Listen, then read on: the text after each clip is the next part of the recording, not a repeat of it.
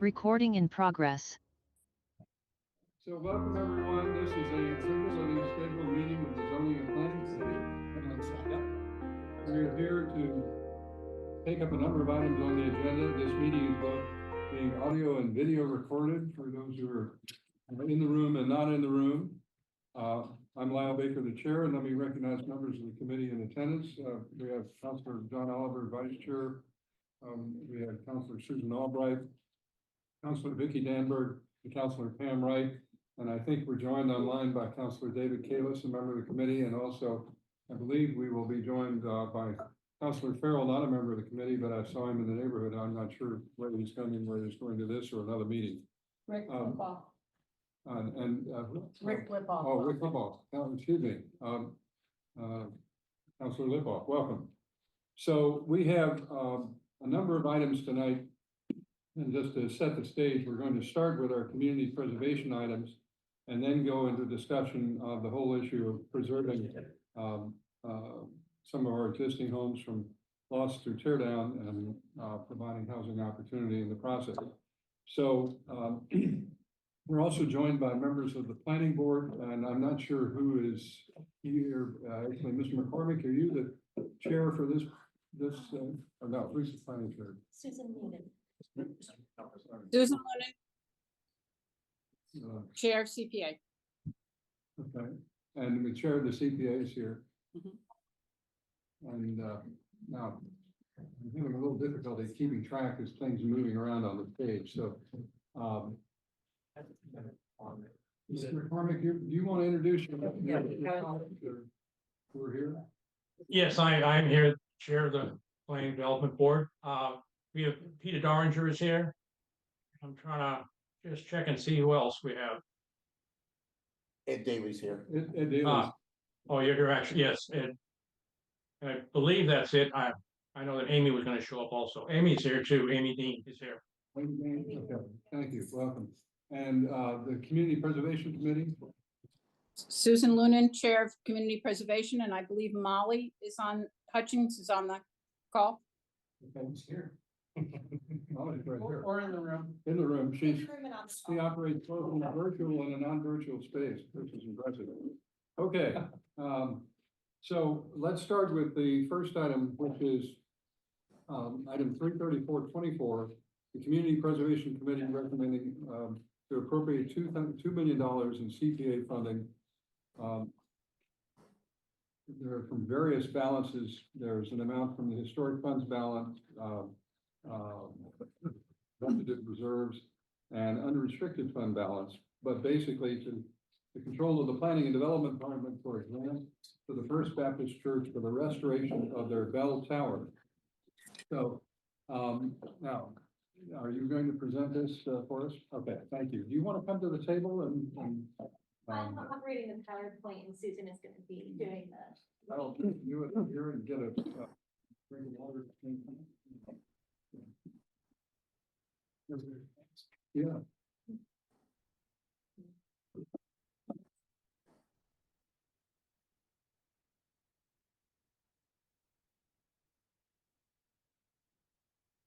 You're welcome to join my Rita Getz, a member of the committee. Councilor Getz, thank you.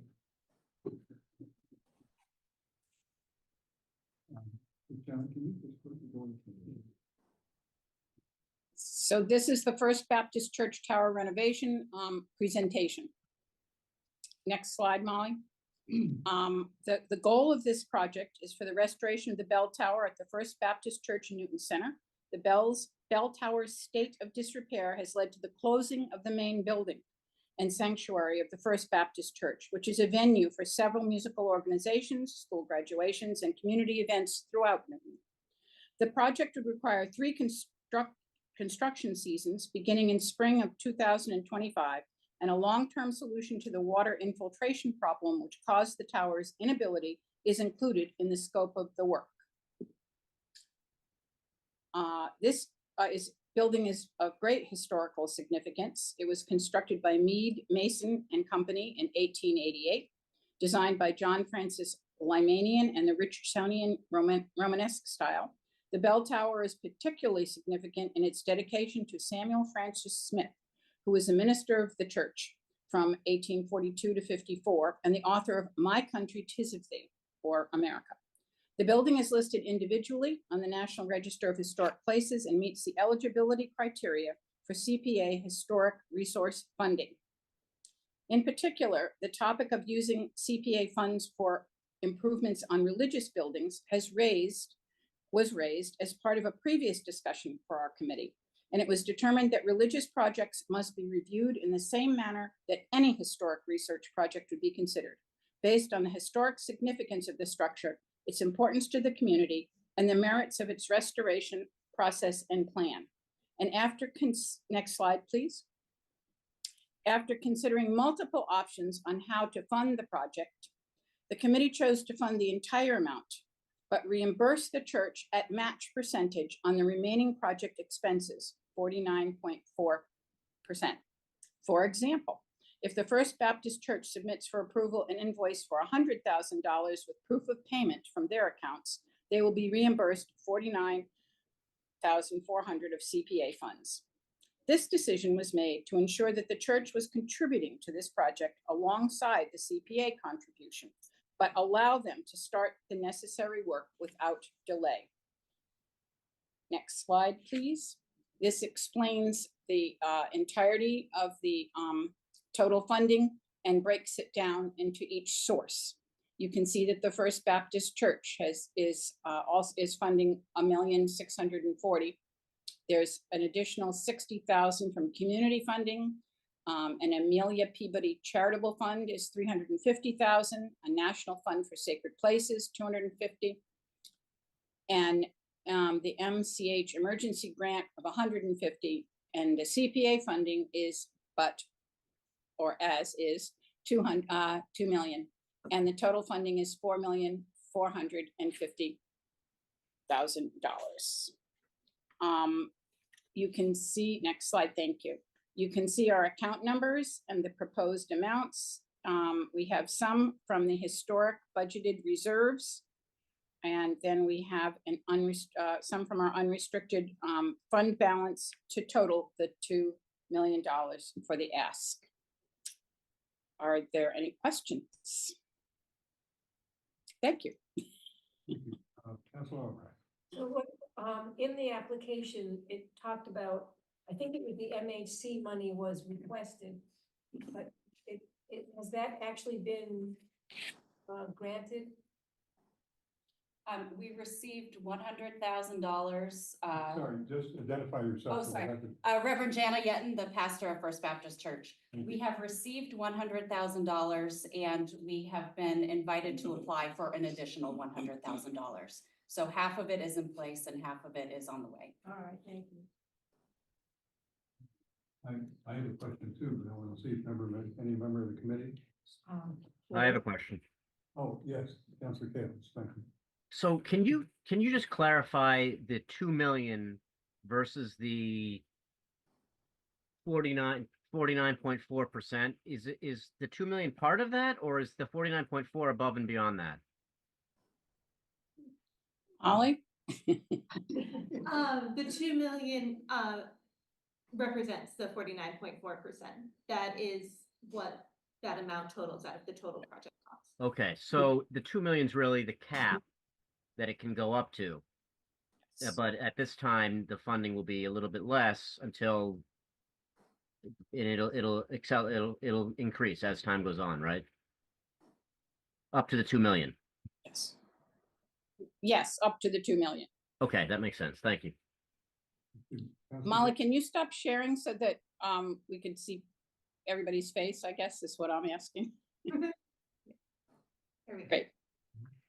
Councilor Gibb? Yeah, I just have a general question in terms of, because this is a little bit different than the Grace Church, because it was apportioned in based on the year, so that they came back again to get another appropriation. So I'm just curious, it seems like this is a novel sort of approach where they match. So at the time, then you will go into the next budget cycle. So I was asking just in terms of like what was left in terms of the historic resources appropriation, so that then we would know literally how much we're pulling from that. So Between the two requests tonight, I know you asked for this information as well. I tried to get it into a presentable format and it's a little messy, so, but the complex spreadsheet. But the answer to the question is that the historic reserves accounts, both for the prior years, which is what rolls over, and for the current year, between these two requests will be emptied. And it'll then be into unrestricted funds, which is what the unrestricted funds balance in this request represents. And by these two requests, do you mean this project and the And- access? And family And access. access. Yeah. Okay. There was, Counselor Wright. there was I did see, the chart that shows how much each year that they're going to be given. So the 2 million won't be just this year, it's over 3 years. It will be distributed to the church over 3 years, but it would call for to be appropriated this year. Mhm. So it would come out of our budget this year, but wouldn't be distributed to the church all at once. I have a question, just about to the CPA. In the past, when you've had a really big number, you've considered, for instance, Webster Woods bonding it as opposed to taking it straight out of reserves. Was there any thought of whether some of this money should be bonded as opposed to just draw down the general fund? Because I'm not sure where that leaves the general fund when we get through with both of these. Susan, do you want to answer the bonding question first and I'll get the general fund amount? We're, we're,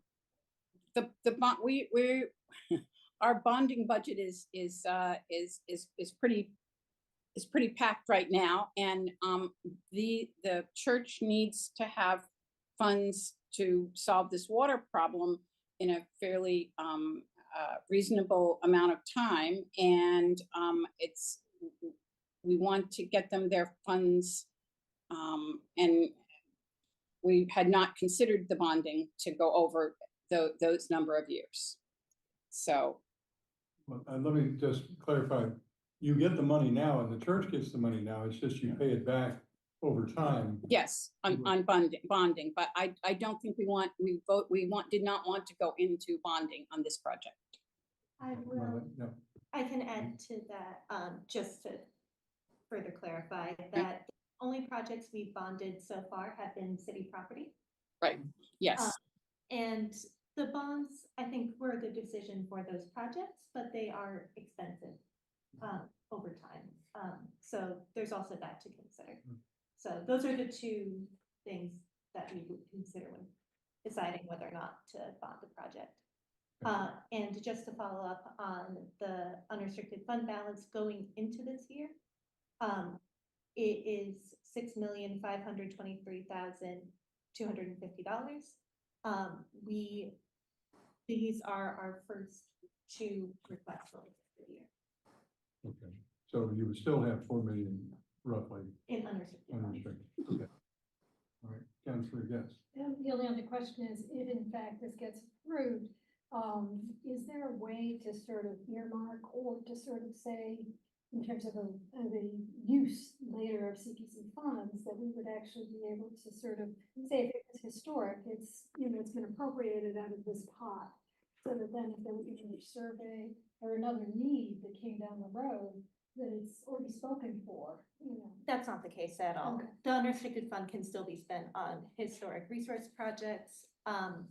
We actually have, I think this will probably change the balance this year, but we've been underspending on historic resource projects over time. So as compared to what we've spent on recreation and open space. So year to year, it changes wildly, and the unrestricted fund can be spent on any category of project. We're not limiting, this isn't the end of any historic projects that we can fund this year. Okay, Councilor Wright. So how much generally goes into the historic pot each year, and how much did you have excess that was only supposed to go to historic projects over the last few years?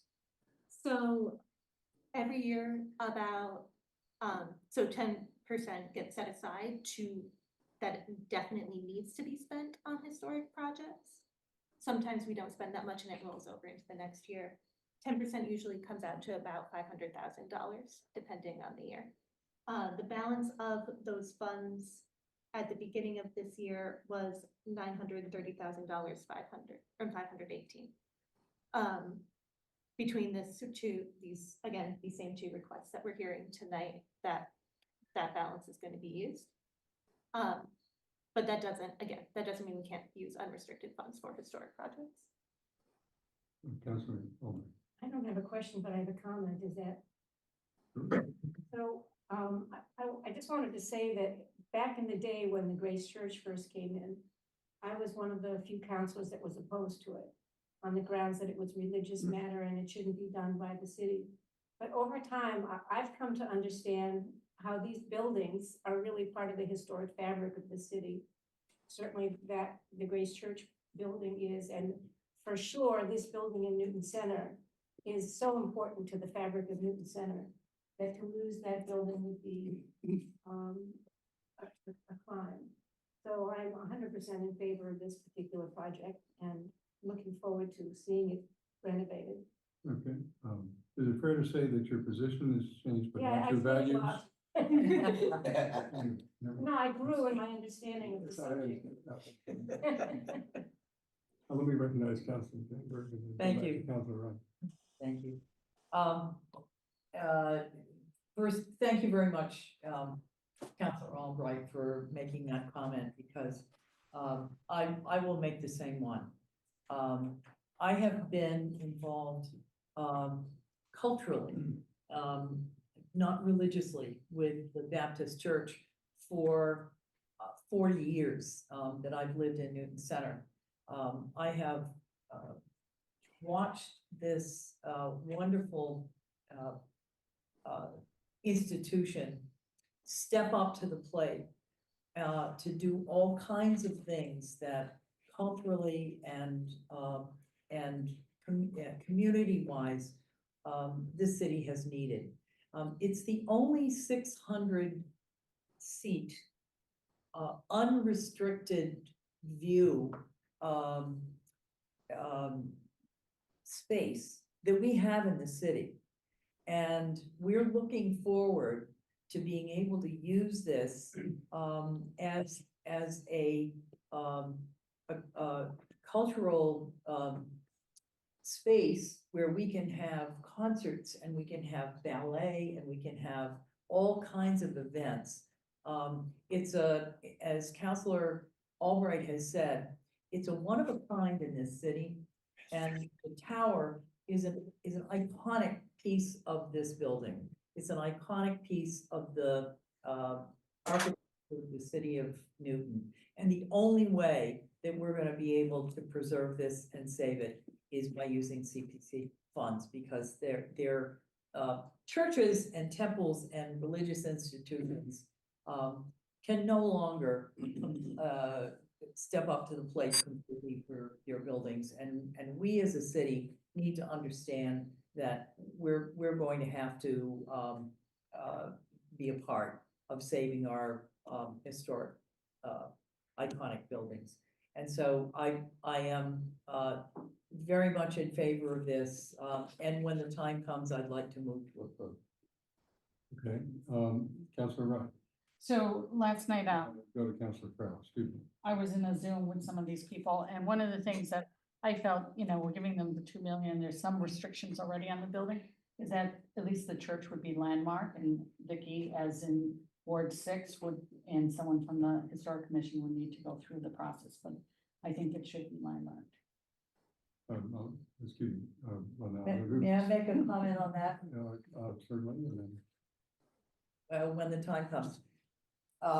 If now. yeah, Yes, the 1888 portion of the building is absolutely in need of preserving, and if we need to do that by landmarking it, then I'm in favor of doing that.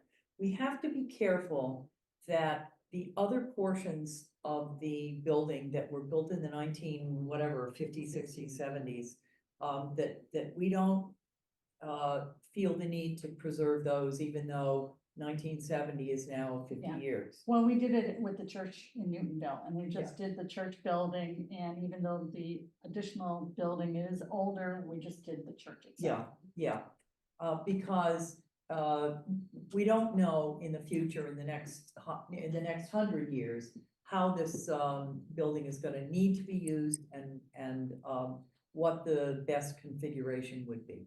So, Ms. Hutchins? Yes, so when a historic building receives preservation or historic resource funds from CPA, it gets a preservation restriction. It's not a landmark, but it is very similar. But it's a specific document saying what in the building is historically significant and what changes are allowed and what needs to be approved by the Historic Commission going forward. It's essentially a very specific landmark tailored to itself. First Baptist already has one in place that's held by the Mass Historic Commission, held by the state. We would put a second one in place that's held by the city as a condition of this funding, and that's standard practice for our historic resources. And how is that different from landmarking?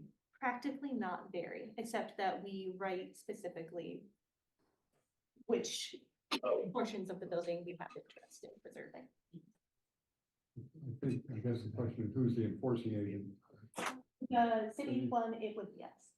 The, us being the planning department? or- Us being the planning department through the Newton Historical Yeah, Commission. okay, there's the, we've used in the past, for instance, Newton Conservators are not a city agency, have held restrictions on city property, which is Yeah, a different that- story.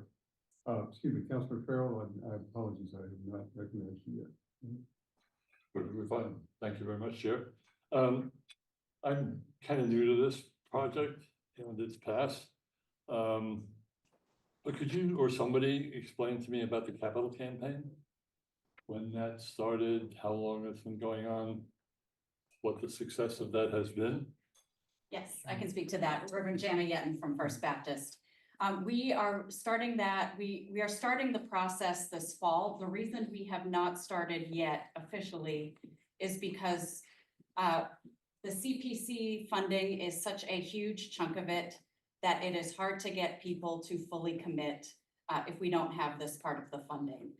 Because without this funding, the project needs to be completely reconsidered. But we have engaged a capital campaign consultant and done a feasibility study. And we believe the goal we have set, based on interviews with members of the congregation, will easily be set by the church, will easily be met by the church. Do you think it's enough of a campaign challenge? I think so. And why do you think that, please? I think based on the results of the research the consultant had done. Have you done capital campaigns for this building before? Not since the 90s. And it's a very different congregation than it was back then. And this is a higher target than the last campaign. Can you just help me to explain, please, why you think people won't give to the campaign until the CPC money is committed, as opposed to saying, we can't get a commitment until you give to us? Just curious. Yes. So I'm Scott. State your name for the. Oh, I'm Scott Aquilina. I'm an architect for First Baptist Church. I'm working with Jenna. And I also was a representative for the Grace Church Power Tower project, which received CPA money in 2021. At Grace Church, a month after the vote, the final city council vote to approve the funding, Grace Church exceeded its capital campaign target in 4 weeks. And the reason for that was that there was a viable project with a financial underpinning. Without the commitment of the CPA grant, these projects, they don't have a strong enough underpinning for other groups, whether it's the church itself or outside private funding agencies to move forward. So it's just really, really critical. And once that foundation's there, I think the momentum on fundraising will increase rapidly. The other thing that I would just note is that the church has committed $1.2 million in a cash account that they have. This is money that they had on reserve to purchase a, a parsonage, which they've decided not to do. They've already expended some of that money, some of that $1.2 million on, correct me if I'm wrong, any of the numbers here, on emergency stabilization over the past 3 years. They spent over $400,000 already of their own money. And there's a little under $1 million left in that account, which is No, it was. earmarked for, It was project. like about, just over $1.1 million total in Okay. that account to spend, and we've already spent over $400,000 Okay. of that. but that's just $1 million commitment that the church made upfront. I just wanted to let you know that. Thank you, I appreciate that. I'm just interested in the community's participation in the capital fund.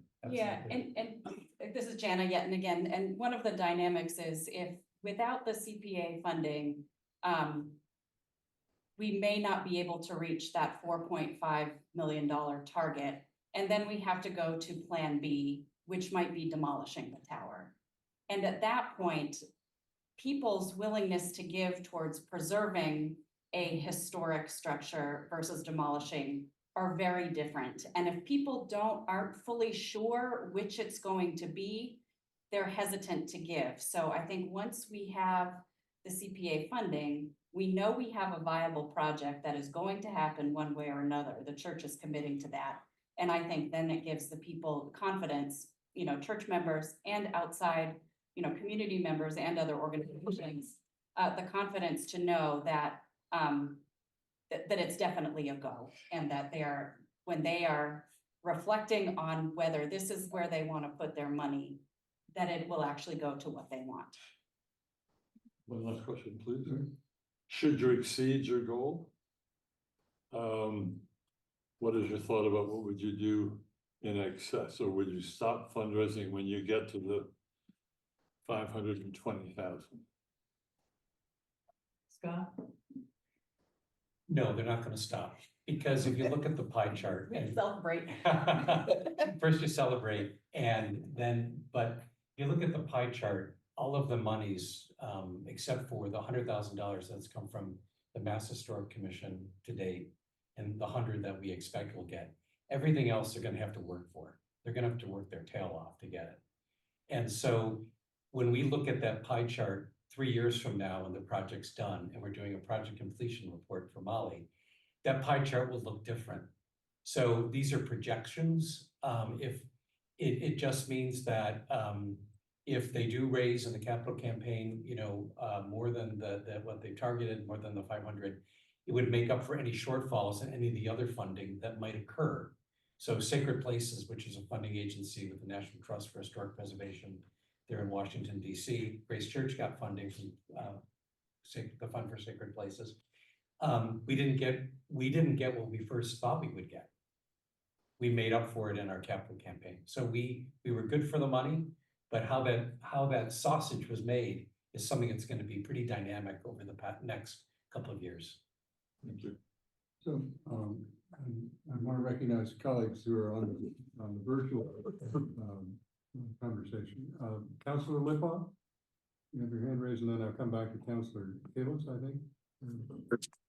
Just quickly, I'm just here to support this project. I worked out any questions or issues with the last one. This important edifice in our city is worthy of this support, and I just wanted to show up in 2 meetings at once tonight because this meant something to me. Thank you very much. Thank you. I appreciate your participation. Yeah, Councilor Oliver, you have a question? Yeah, just a couple of quick thoughts. I'll start with the simplest statement as I can. I think this is a very worthwhile project. I'll start there. I am also curious because we had a couple of conversations, or I've had a couple of conversations over the past week. And I am curious, I just want to confirm, is this the largest CPA project we've had to date in a single outlay, even if it's being parsed out over the course of 3 years? No. No, okay. And what, sorry, may I'll just follow up. And what were the bigger ones? What were the larger ones? Off the top of my head, Gap Pool, it's Okay, yeah. significantly larger. Well, we bonded that, right? We bonded it, but Okay. maybe I should add the non-bonded, Non-bonded. non-bonded part, so not. Possibly. Okay, That one I don't, the ones I know of off the top of my head were bonded projects. okay. And I did hear a comment, I believe, from Ms. Lunan regarding, the, and I'm gonna butcher this a little bit, so I apologize. But is there a bonding budget? Did I hear that right? Like there's like a cap we wanna have, it's maybe unofficial, I just wanna understand that. Well, we operate within a budget, and sometimes when we bond, then we can make that bonding payment fit into our yearly budget, but because we're netting it out over 15 years or as it goes. So in other words, Webster Woods couldn't have been done. We just didn't have the cash on hand, so we were sort of forced to bond. But no, we have a bonding budget, and we have different categories, and we have our housing and recreation, and so we have to balance. And so historic is one of those not underused funds, but we don't have as many historic projects as we have other projects. Yes, Molly? But I just want to give Councilor Oliver a chance to finish his line. Yeah, Yeah, that might be parts of that answer. I have a partial answer to that. The Allen House was larger than this, and it was a non-bonded project. You can get the exact amount on the Allen House. I can, but I have to look. It was over to. It's over to, Okay, yeah. The Yeah. Durant Kenrick House Yes. also received about 2.8. I made a study. Okay, Yeah. yeah. And the Warren House. No, it's not by a long shot. Okay. Warren House also received historic preservation funds of about 3 million. So this 2 million would be after Warren, So it's probably fourth on the list. after it's fourth on the list, Okay, great. just above Grace Church. So then I want to understand, I want to go back to that budget question because I heard yes and no. Okay. I think, and Susan, correct me if you're wrong. Yeah. But I think what she's trying to say is that out of our budget, we have a certain amount that goes to debt service payments every year. And right now, it's about 1.5 million, which is a significant amount of what we take in. So I think it's just representing a large amount of what we expect in revenue every year. It's not its own budget category, it's just a large It's just- percentage right, of our got it. budget. Okay, so it's kind of more or less we got to keep an eyeball on how much our bonding payments are, just because it's eating up a large percentage of what comes. Which makes total sense to me because we're looking at two projects tonight that are roughly 2.65 million. That's over half of what we take in on an annual basis, regardless of how we allocate it every year. So that's not lost on me. And I guess the last question that I have, and I think I heard part of the answer tonight, is the city is investing tax dollars, CPA dollars, into this building, right? Into this program, if you will. I kind of think of it as building and program is separate and we're supporting the building. If, and I've been trying to think of a better way to say this, but nothing has come to mind, so I apologize in advance. But God forbid that the building changed hands, right? 5 years from now, whatever it is. If it's preferably preserved or landmarked with I know that there's a special kind of a tag that's placed on the building because we've invested in it with CPA funds. There is really no claim the city has on that building whatsoever. No, This is, oh, sorry, go ahead. it's a deed restriction, the preservation restriction that's placed on it. So Okay. it's on the deed, that this legal document where it has to be preserved. I have no further questions. Thank you. Councilor Gett? Dovetailing with that, is there a way to, beyond the deed restriction for preservation for community use of the space, in perpetuity? Is that possible? I mean, is that even something we would want to do? But I think that the advent of the space is that it is actually a resource for the community. And we were putting city dollars into it, in my mind, for those reasons. Typically not in the preservation restrictions, but I've seen it in grant agreements that we would draw up with the recipient. Okay, it's something to consider, because it's a pretty significant investment on the city's, in terms of a group sort of use of community dollars. So I do think it's a valid, position to be in. And then I really appreciated seeing this document that you created, where it was a look back of dollars, over the 5 and the 10 years. And to Councilor Oliver's questions, I would like to know these appropriations in the last 10, 20 years, the amounts and into what categories, so that then I have a big picture thing of where we've used our CPC dollars in the past, so that in my head, they were apportioned, to either affordable housing, to a historic preservation project, something like that. So I know, because we want to be equitable, but I also want to know where we are in terms of each of those categories, like over the last 2 decades. Yeah. Is it on page 2? You do 10 years. That's an excerpt from. Oh, the entire life. Yeah, cool. All right, do you have a breakdown on this? I do with numbers. It might be on the page before that. Okay, that's great, Yeah, because I like. I this think it that- is, is that your docket from July 9th? Yeah, It's it's on the there. finances Yeah, there's a list. Yeah, and that's wonderful, because I It's at can the see a top. table. Yeah, there. Okay. All right. that information. We did. Okay. All right, but could you designate them by project, so that it's not just. a I do general? have that Okay, information. I can that share would be it. more beneficial to me. Can I follow up on Sure. Councilor Getz's suggestion? Is it possible, Molly, for us to condition that any future sale would take into account or assure community participation, community access? That might be a question for the legal department and when we draw up the grant agreement. Who's up there? I might defer to Scott. Did you know if that was done with Grace Church or the Bell? Jennifer Wilson's there. Jennifer Wilson is on there. Yeah, it was not, it was not officially designated in the agreement. It was not, but I think it would be a question for the legal department. No, we do have law. Department here. Would you mind repeating that? I was having a little bit of trouble hearing the actual question. Councilor Getz was asking if wouldn't it be nice to assure that if there's any sale of the building in the future, that not only the building is preserved with the preservation restriction, but we also preserve the access that the city and community organizations have to the use of a building. So I was wondering, to follow up on that, could we condition our money, our funds to the project that would say any future use of the building would have to provide community access? I'm not sure about that. I would have to check and see if that would be a permissible restriction to include. Okay.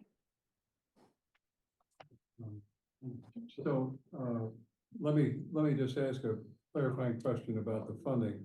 As I understand it, the commitment is going to be paid out at the same time as commitments or monies are spent by the church. If that implies that the money is going to be there on the church side, does the church funding have to be in place before the CPC funding comes out? In other words, the match implies that there's a lot of money. You don't go out and build your building until you know you've got enough money to build it, right? Or to do the work. So is there some assurance that the church's share and these other funds will be in the pot when the CPC funding money comes in? Because the CPA money obviously is something we can control, but you wouldn't want that money to go into a project and then the church say, well, we just couldn't raise our money, so we can't finish the building, and then you have to go the tear down route or some other outcome we don't like. Can you give me some guidance on that? That is why we structured it as a reimbursement, so that we are only providing funds as the church has paid them out. So first they pay their contractors and then we reimburse them. So we know money is coming in because they'll have paid it first. Okay, but in effect, they were going to front, they were taking the risk of getting the funds first. Yes. Is that accurate? Okay. Because I think we want to make sure that we assure our colleagues that if for some reason the tower, gets stymied for some reason, that the city's protected in this context. Yes. Yeah, Jana Yetton from First Baptist. I don't know if you have this pie chart in your packets, but it shows the sources of funding. But we can see that the CPA grant is 45% of the funding. Then with the church, the parsonage fund and the capital campaign together are another 37%. So we're really only looking at another 18% of the funding outside of that. Some of this has already been secured with the Mass Historic Commission. So basically anything outside of the church funds and the CPA funds, the church is looking at that as almost more of a cash flow issue. And if that, we can take out a loan to be able to make sure construction goes forward. And if there is an issue with any of these other funding sources, then the church is on the hook for that. But once we are hoping to make our construction commitments this winter. So I think we feel that with the CPA funds and the amount that the church already has designated and is planning to raise, the other funding that has not yet come in, that is a risk we are willing to take on. And we feel that is a reasonable risk, but the project will go forward. We don't have the option of leaving it half done. So I think once we get the go ahead, we're going ahead and we will make it happen. Just for the record, you're referencing a document that a hard copy is on the desk of those who are here, which is a reference to the project summary provided by Mr. Aquilina, I believe, on the church. So that's the reference to your talking about project. Any questions further for members of the CPA or the CPC from members of the committee or the church? I must just have one comment. Yes, please. So, with the Grace Church CPA experience, the 1.433 million was appropriated, it was approved. But we started, we finalized our capital campaign by the summer of 2021, a few months later. We started construction in July of 21. We didn't actually see any city money until probably the end of 21, because we had to, first of all, do some work. We had to get bills from the contractor, pay them, the checks had to clear, and then we could make a reimbursement request to the city. So that's just how it worked. So even with that project, there was never a time when Grace Church had $1.43 million given to it. It was allocated as we went, as we paid our bills. We didn't actually get to that level of funding until the fall of 2023 when the project was completed. And we submitted our final reimbursement request that was based on final invoices from our contractors. So I just wanted to clarify that, but that was really just the procedure that we followed. It was very seamless. And it really was not difficult I don't think for the city or for the church to kind of participate. It worked very well. So just like put that up there. Okay. Councilor Farrell? Just a quick one, with response to your comment and yours, Scott, does that mean of the funds here, immediate Peabody, is that in the bank? No, that will be requested in 2025. Some of these need to have certain other parameters met before you can apply for them. So for instance, the Amelia Peabody Trust wants to be later in the game. Okay, but given that, we're looking at a quarter of your costs here that are not secured yet. Mhm. And that's a significant amount. Mhm. And just, I guess, the concern is you get out so far and you're not reaching those goals for whatever reason, then what happens to the project?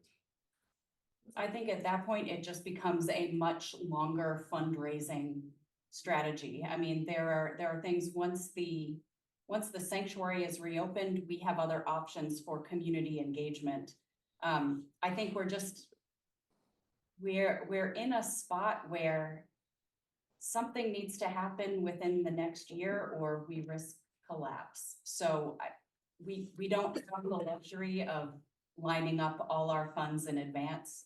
This is something that needs to happen. So we are just going to make it happen. We will continue to fundraise until the goal is met. We are hoping that this is a 3-year process.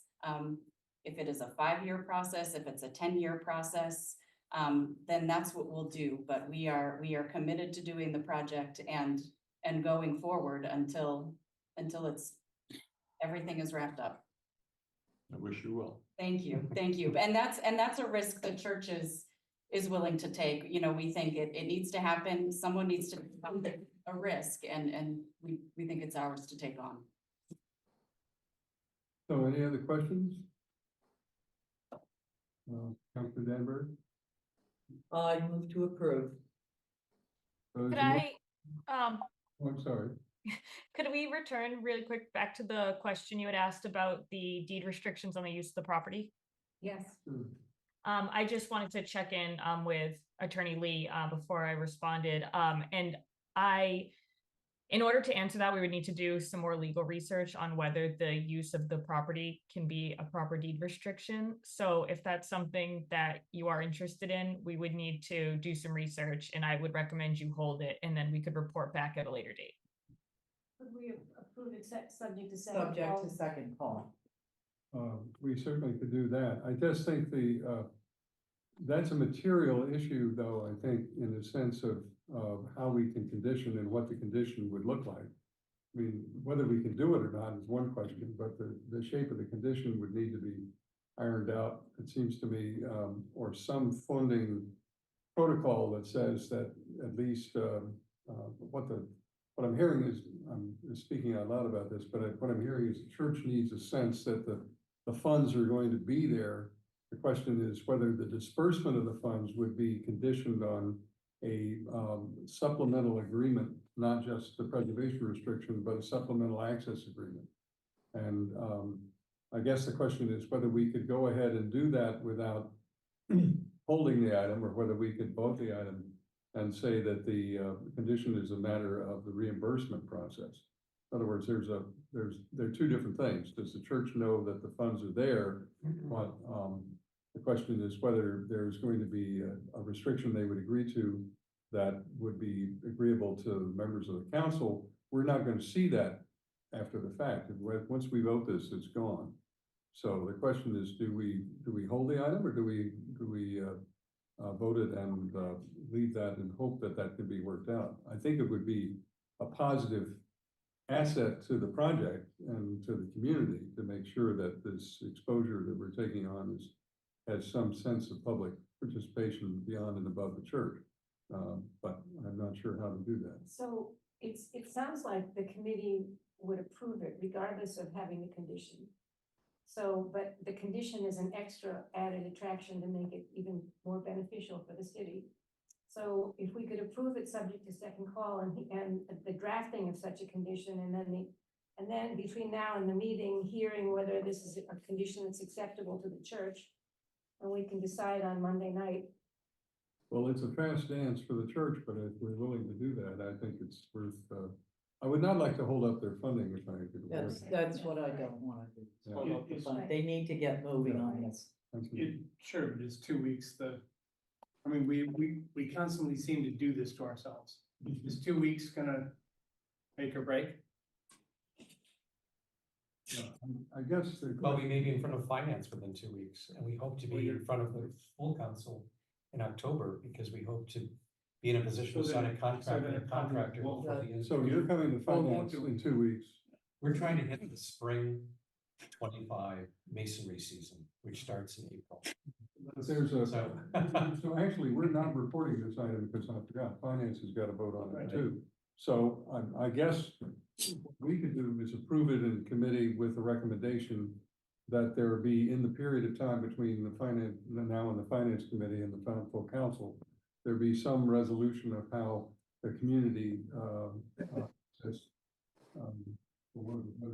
easement or restriction could be included as part of the condition for the funding. Yeah. And then it would be, we don't have the vote, excuse me, as I read it, we're being asked to approve the CPC funds, but I think the question of having this condition would make it more, successful at the full council level, from what I'm hearing from colleagues. So, I think we could vote the item, as you say, subject to second call, because it's still got to go through finance. But see by finance, the time it hits finance, some resolution to this issue. A, is it legally permissible? And B, what does it look like? Right. Is that fair? Yeah. So, Ms. Wilson, do you have that in mind? Yes. Okay, so, I think that I would accept, if you willing, Councilor Danbarger, your motion to approve, subject to second call, as Councilor Albright has recommended, with an exploration of the possibility, and recommendation to include it if possible, of some community access provision as a condition of the grant. Is that fair? Yes, I would be okay with that. Okay, so, with the motion as this or reframed, any further conversation or discussion? Can I just say one, I mean, I started by saying, I think the sense of the committee is to approve this. So I don't want the council to think that we only want to approve it if we get this restriction. So I'd like to word your amendment to the motion with some, that it's an extra added benefit to the city, but we're still interested in funding the project. Well, I think it's a little tricky because we'd either say it's important enough that it's a condition, and therefore it's going to be a condition of the grant, or we say it's Or you nice to withdraw it. have, but, because I think that, I don't think we can sort of say yes, and we have to say yes, but, and so I think if the sense of the committee is that this is an important component of success of the project, I think this is a little different from Grace Church, because there was the tower itself. Here, the community space is being renovated in effect because the tower now can be fixed and therefore it can be made accessible. So there is that dimension, which is somewhat different as I hear it. So, I think that gives some comfort to the public that this is, again, the whole question of 80 churches is difficult enough as it is, but where this one is a little different from Grace Church, because Grace Church literally was for the tower. This is for the tower plus. No, It's just the tower, but because the tower is in such bad shape, the community space has been closed. I understand. Yes. Yeah, So but- we're not Not- renovating the community space. We are only renovating the tower, just as we renovated the Grace Church Tower. That's, I think it probably is best for me to withdraw my request for an amendment. Because I don't want to give the impression to the council that we don't want to do this unless we get the, Councilor I Gadd? actually support your amendment, because I do think it's important as a resource in our community with this investment in public dollars to have that condition. Because and I'm not talking about 5 years, I'm talking about 20 years. I'm talking about, generations down the road, because I do think that we're setting a precedent, in terms of the amount of dollars that are being invested, public dollars, that it's important enough that we consider. And I agree with Councilman. okay, so, okay. I think, let me suggest that, the motion, if it turns out that in the conversation between now and then, A, it's not feasible, and B, it's, not legal, and second, it's not feasible. Finance can just vote the money directly, and we can substitute finance for this committee's recommendation. So, I don't think it stops the train, Okay. but I do think it is an important, idea that merits exploration, and it needs the committee's support for that to happen. Okay, so, on the motion as amended, all those in favor will say aye. Aye. All opposed? Any abstaining? Okay, that's a unanimous vote of those present and attending the committee. Thank you very much. Thank you very much for Thank your you. time and attention. Thank you. We don't, the CPC, you're not done yet. We got another one. Okay, but you're always welcome to stay and enjoy the conversation. but, You're free to leave. We're interested in all good projects, including the next one. Okay, so the next item is item 33524. This is a recommendation for $650,000 from various funding sources for Newton Family Access for renovation of the Davis School Building and various code upgrades. Now, again, are you going to present this for us? I'm going to present, I do wanna, just warn you guys that I'm double booked and I'll be presenting at finance tonight as well, so if I need to duck out, after the presentation. We're a lot more fun. I know, it's just a busy night for CPA projects. Don't we have a prior lien on your time? You do, that's why I'm here first. I just wanted to, give you a warning that, Susan might be able to answer the questions, after this one, if I need to. Susan, moving, not Oh, Susan. no, just Susan, just Susan.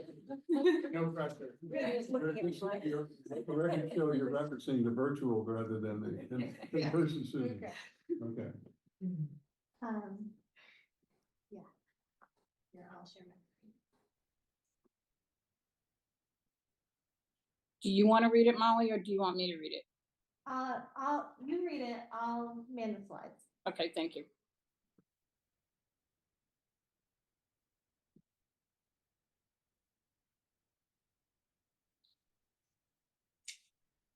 Okay, our next request is for family access, community preservation funding, and we're presenting to you tonight. Thank you.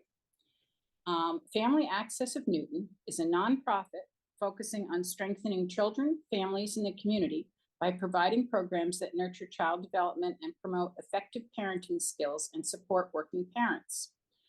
Family Access is seeking $650,000 in CPA historic preservation funds to provide adequate egress to install a sprinkler system for fire safety and to improve the accessibility at the former Davis Elementary School, that's in West Newton. Without the ability to make these code-related improvements, Family Access reports they will be forced to reduce childcare slots for children 2.9 years and younger by 80%. Next slide, please.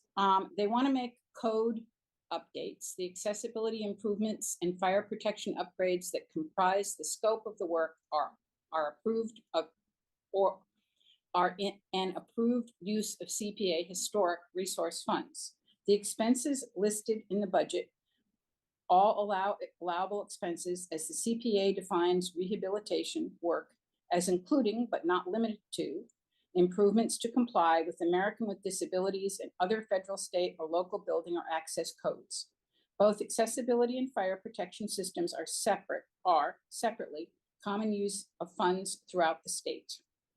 This building has historical significance. It was constructed in 1921 and is listed in the National Register of Historic Places as part of the West Newton District. Receipt of this funding would require a preservation restriction to be placed on the property. Just what we were talking about before. Next slide. The request for this project is $650,000, which is 54% of the total project funding, and the project is scheduled to be completed in the third shift, allowing Family Access to continue operating childcare facilities during the day. There are individual and private donors, and Massachusetts Executive of Housing and Economic Development has also contributed, and CPA funding is $650,000 for a total project funding of $1.2 million. And we're going to use our historic funds. The proposed amount is $650,000, and the total is $150,000 altogether. And we recommend this funding. Thank you.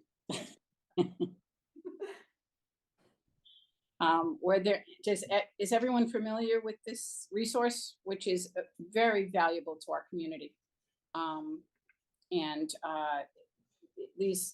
What it does for children in our community is so important, and they can't operate unless their building is safe. Thank you very much.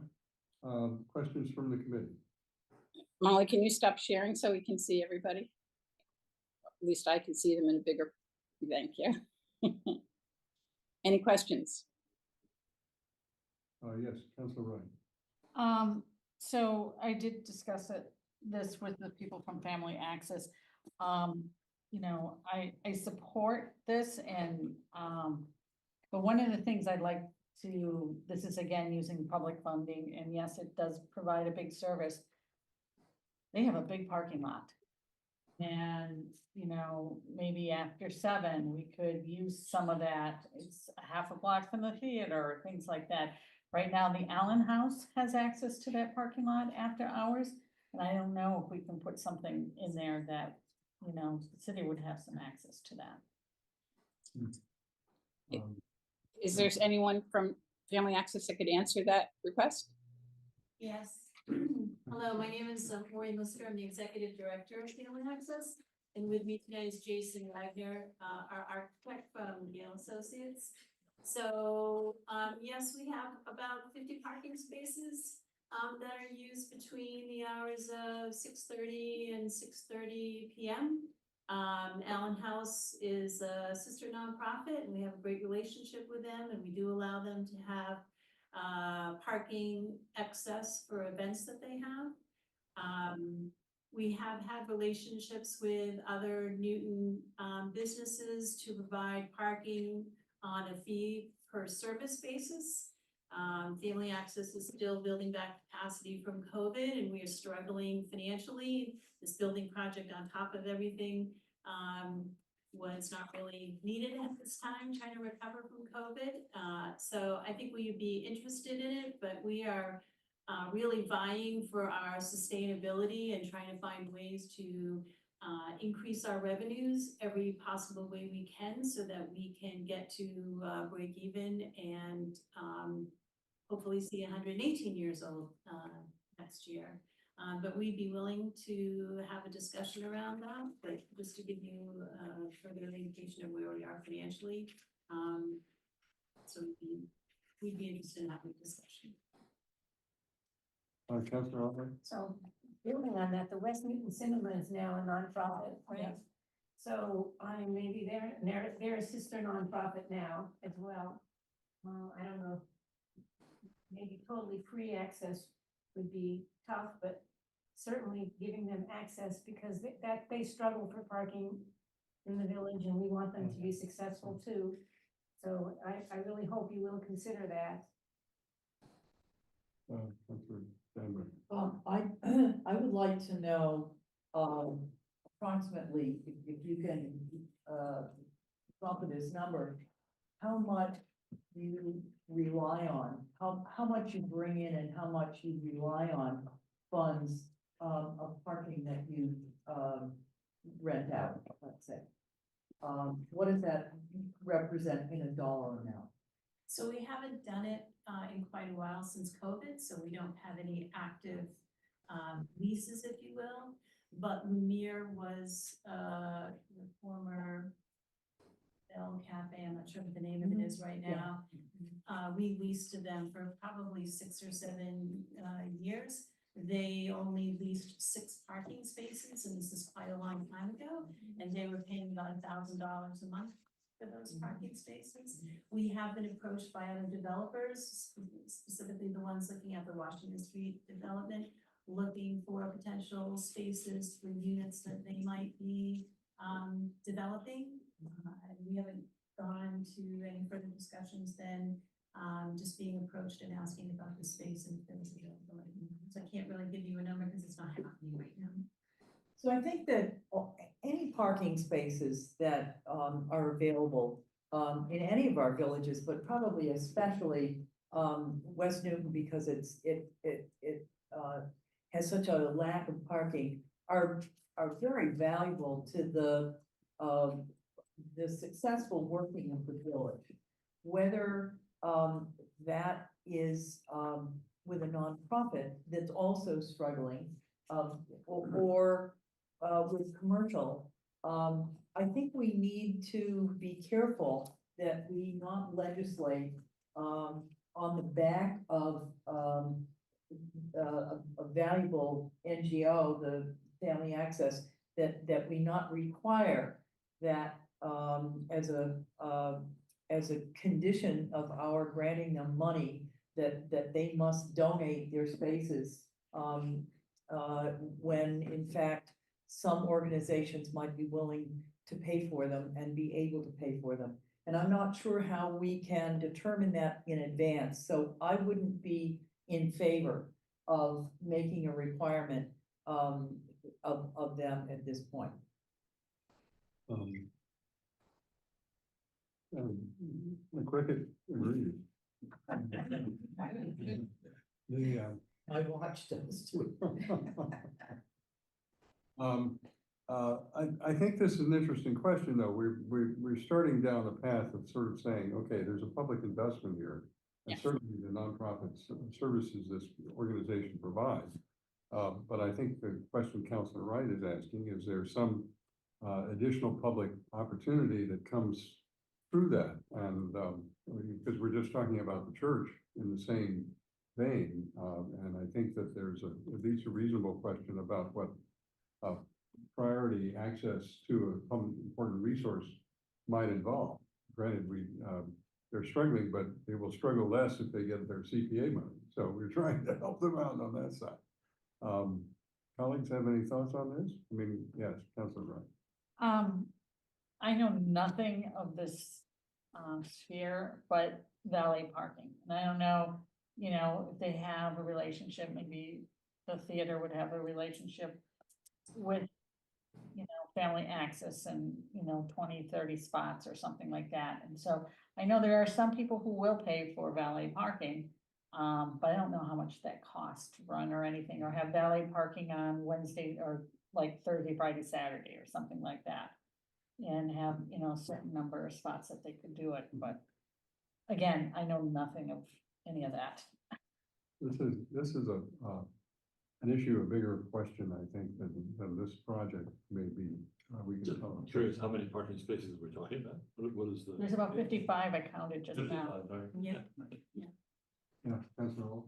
Yeah, I mean, I concur with, Councilor Wright. It does seem to me like we have a willing, at least, conversation, right? I don't think it needs to be a requirement, but I do think it opens a lot of really interesting opportunities to improve. What I think we all would know and acknowledge is a bit of a challenge in West Newton right now, or a massive challenge in West Newton, which is parking. I think it's something worth pursuing. If you're open to that, that would be fabulous, at least the conversation. Because I do concur. I don't think we need to make it conditional, but I do think it would be fantastic if we could put a dent in that challenge as well. In West Newton, I guess. Well, let me express my view on this at this point. I tend to agree that I would not want to hold up this project on the basis of working something out there, because it's, I think that the resources they have available are small compared to what we're seeing in the church, in the sense the church is doing a significant amount. And I'd like to see this one go forward. I do think that if you're likely to come back for additional resources, which may be the case, because this project doesn't sound to me like it's the end of the problem that you have with renovation. Maybe it is. At that point, I think there's some value in having a condition on the basis of some additional public access.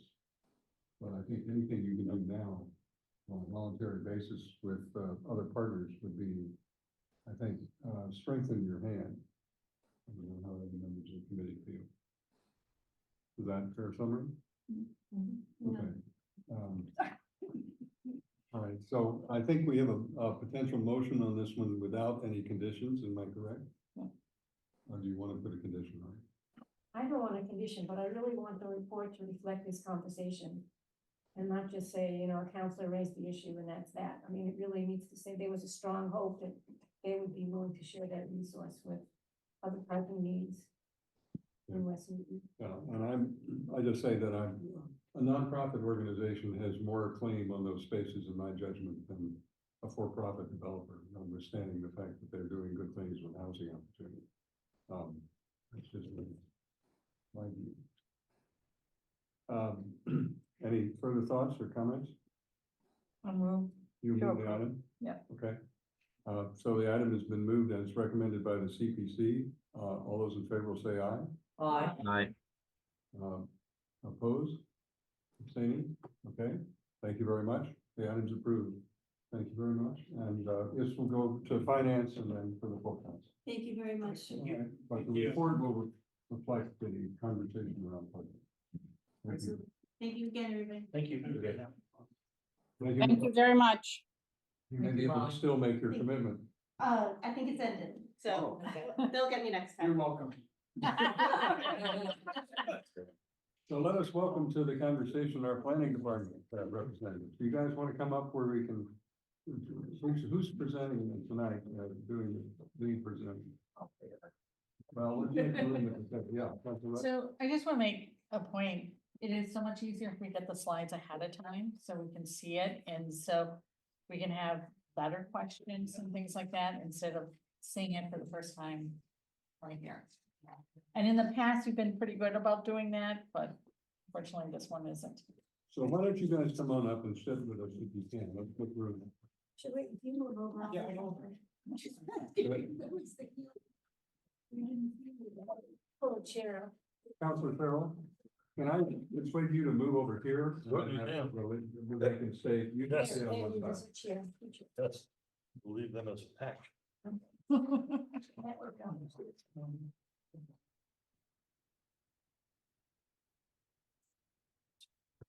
Oh.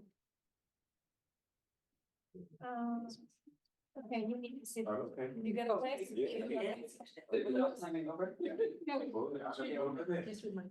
I should acknowledge that we've been joined by Councilor Bixby, who was online, and I didn't see her grow up just now. So, this is, these are two items that are sort of going to be part of our continuing conversation this fall, as members of the committee may recall.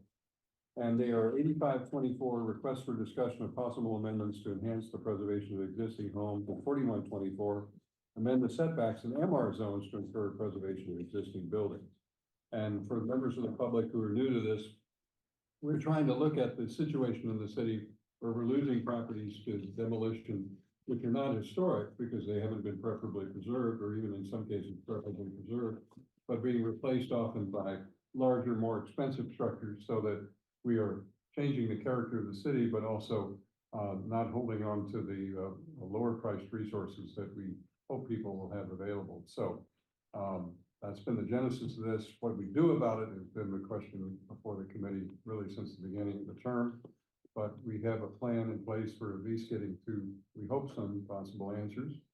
And this is one of the first of those conversations. And we were, just say as a matter of scheduling, we're going to be scheduling these conversations as much as possible around non-Monday nights, because our principal consultant from UTIL has a teaching obligation, which I fully understand, and we'd like to have him attend when he can in person, as opposed to, while we welcome him online, he's always even more welcome in person, and therefore we'll try and do that as we go forward. But the idea is to get some sense of where we are by the end of the fall, so that we can move on these things before next year if we possibly can, or as early as possible in the new year. Okay, with that background, who's going to take us through this? Jen, is that you? Yes, Ms. I'm Tyler? gonna start things off, so I'm just gonna share my screen and get the presentation up first.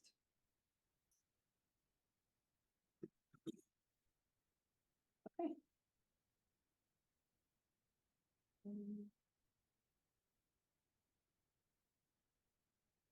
Okay, as the chair just said, we're giving a sort of update on some of the residential zoning review and analysis. Tonight, we're mostly focusing on existing regulations and introducing our case studies.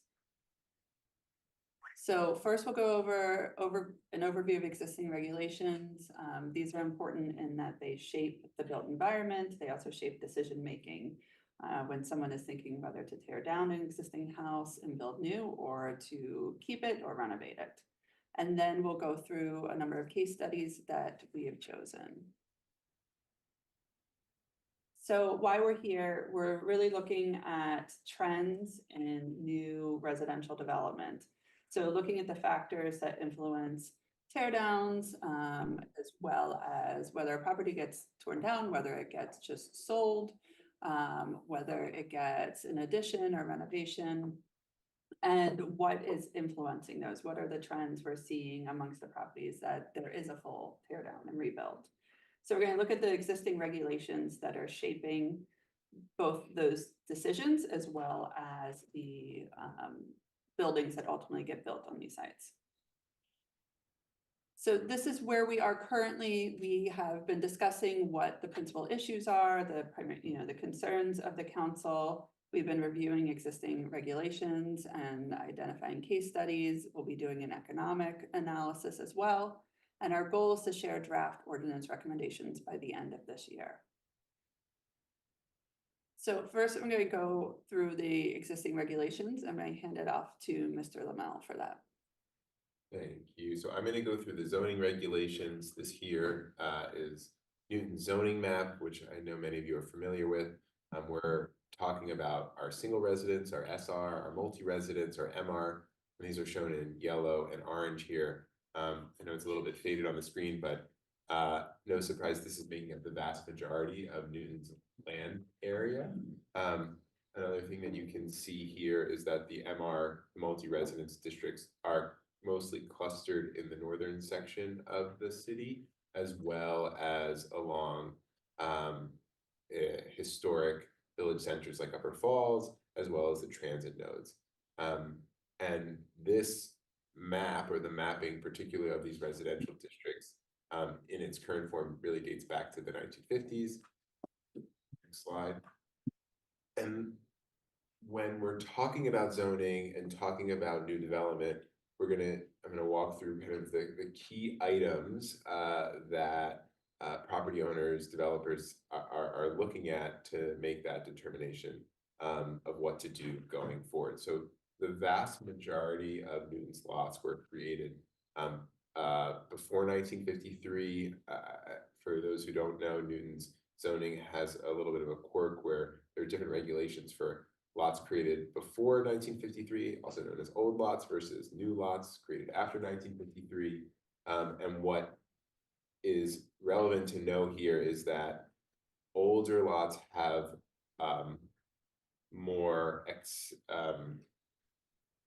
less restrictive requirements when it comes to lot area. So smaller lot areas, allowable more lot coverage, less open space, lower frontages, and this is really reflective of the built forms that were going on at those times pre 1950s, and those all get bigger as you go higher. Next slide. The other piece is really the floor area ratio within the zoning ordinance. This is also known as FAR. It's a ratio between the lot size and the building. Here you can see the table, which you can explore within the zoning ordinance at your leisure. But as we showed, I think back in April, when we looked at the 500 plus or so tear downs between 2017 and 2022, we saw that Newton's allowance in square footage is relatively high for the variety of lot sizes that it has. So when making the determination, it's very clear very quickly, someone is, what does this property's FAR, what is it? Next slide.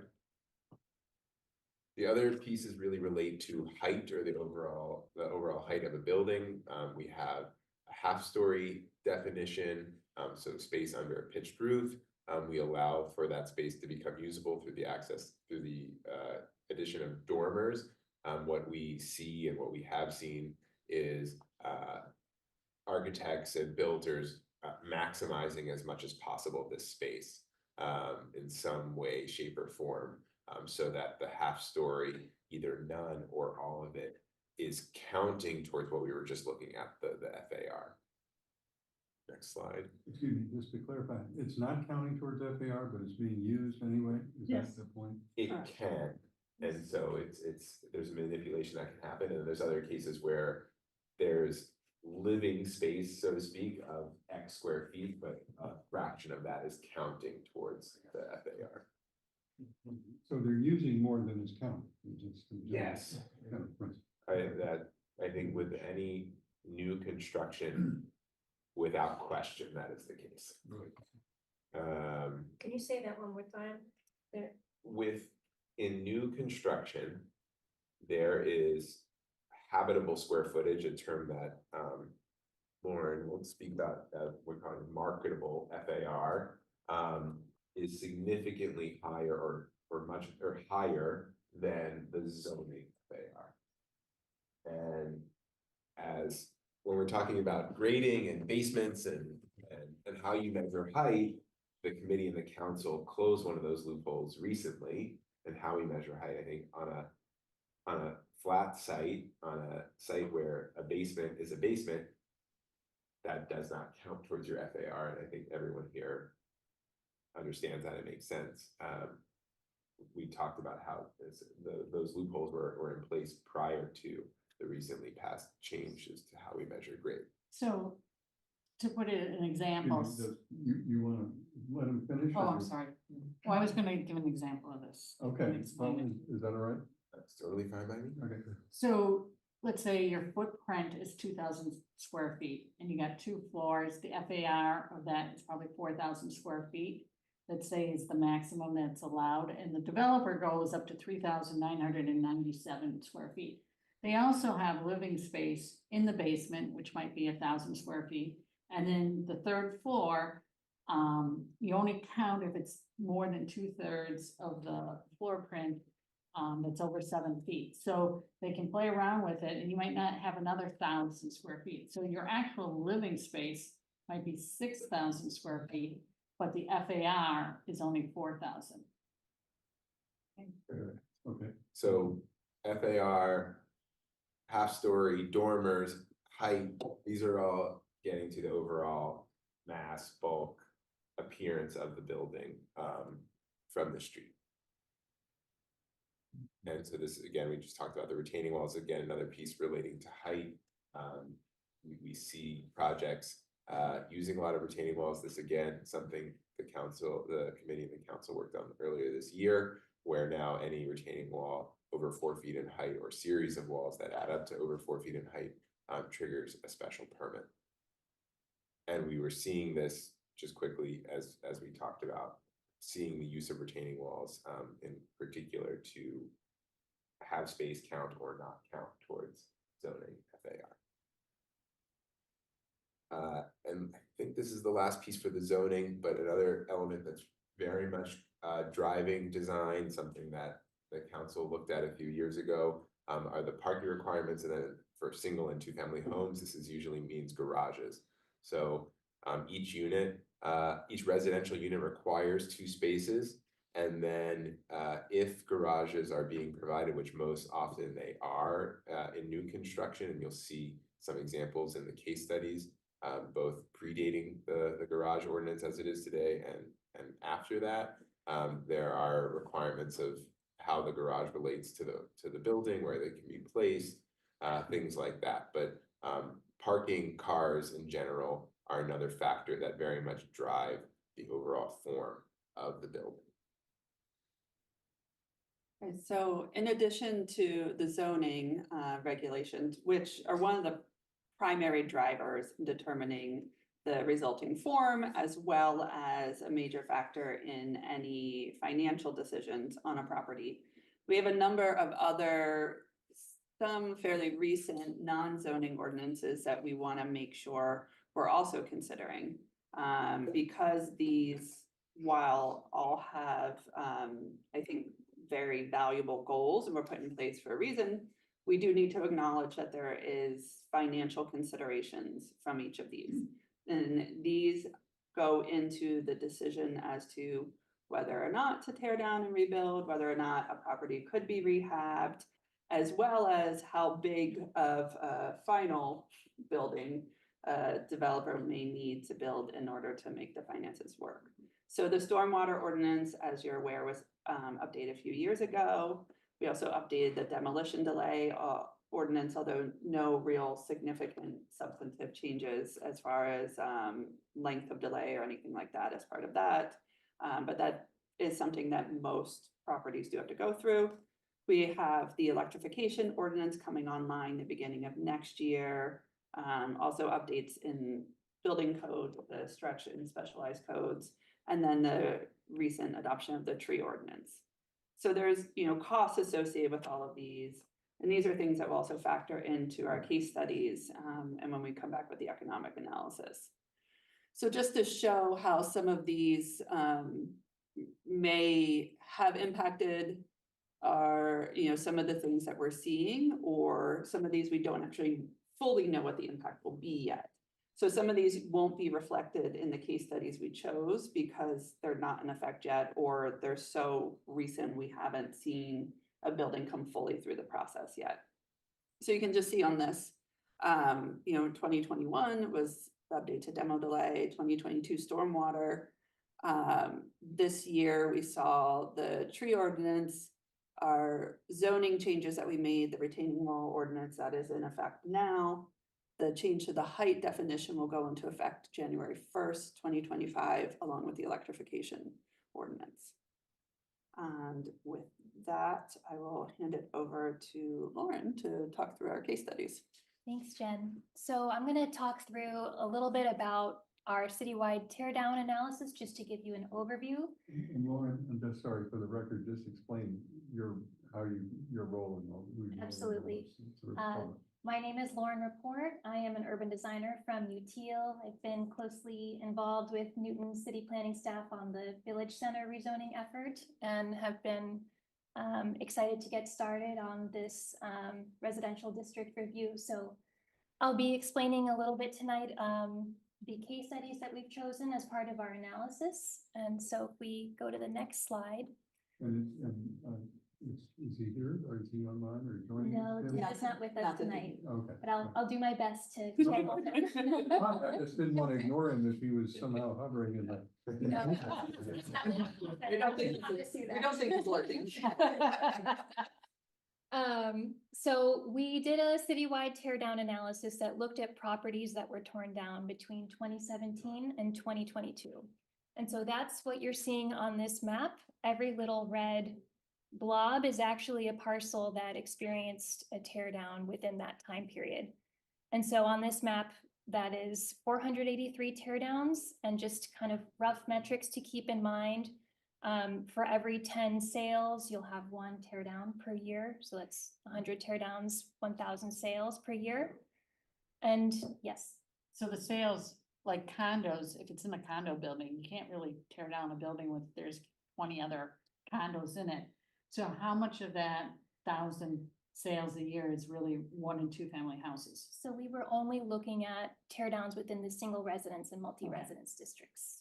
And just those sales we pulled out condos that were only 2-unit condos, so it's only representing 1 or 2 unit. Okay, so it's like. And so you'll notice on this map, really the tear downs aren't just occurring in one particular village center or one part of Newton, but they're really a pattern that we're seeing all over the city. And another thing to note is, given that each blob is a parcel, you'll see there's a bunch of very different sizes, but a lot of them are actually on the larger end. And that's something that we're going to talk through with you all tonight. So if we go to the next slide. As you can imagine, it was kind of, it was a choice in how we decided to pick the case studies that we were going to analyze. So out of the 400 something, we started winnowing down and figured, let's start looking at a dozen.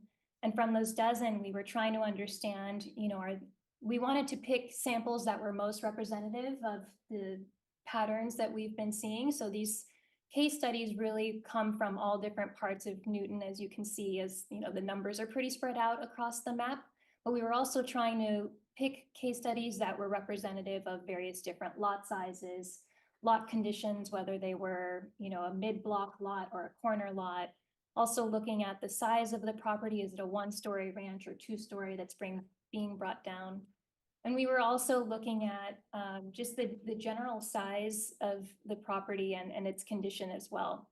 And so when we go to the next slide, we were trying to take all of those and making those considerations when choosing the final 6. And so you can see the ones highlighted here are the ones that we chose to study in further detail. And again, these are the ones that will be coming back later in October with our economic development consultant to really understand the full economic decisions that went into the decision to tear down these homes and redevelop them. And so I'm going to start off with a case study from Oak Hill. This is 197 Baldpate Hill Road. And I should mention for each case study, we chose 3 from the single residence districts and 3 from the multi-residence districts. And we were also paying attention to the frontage length as well. So this is a fairly large lot at 25,000 square feet and a pretty wide frontage as well. And you can see this was a 1-unit home, pretty low-lying, 1 level that became a two-story home when it was rebuilt in 2019. And all the trees are gone.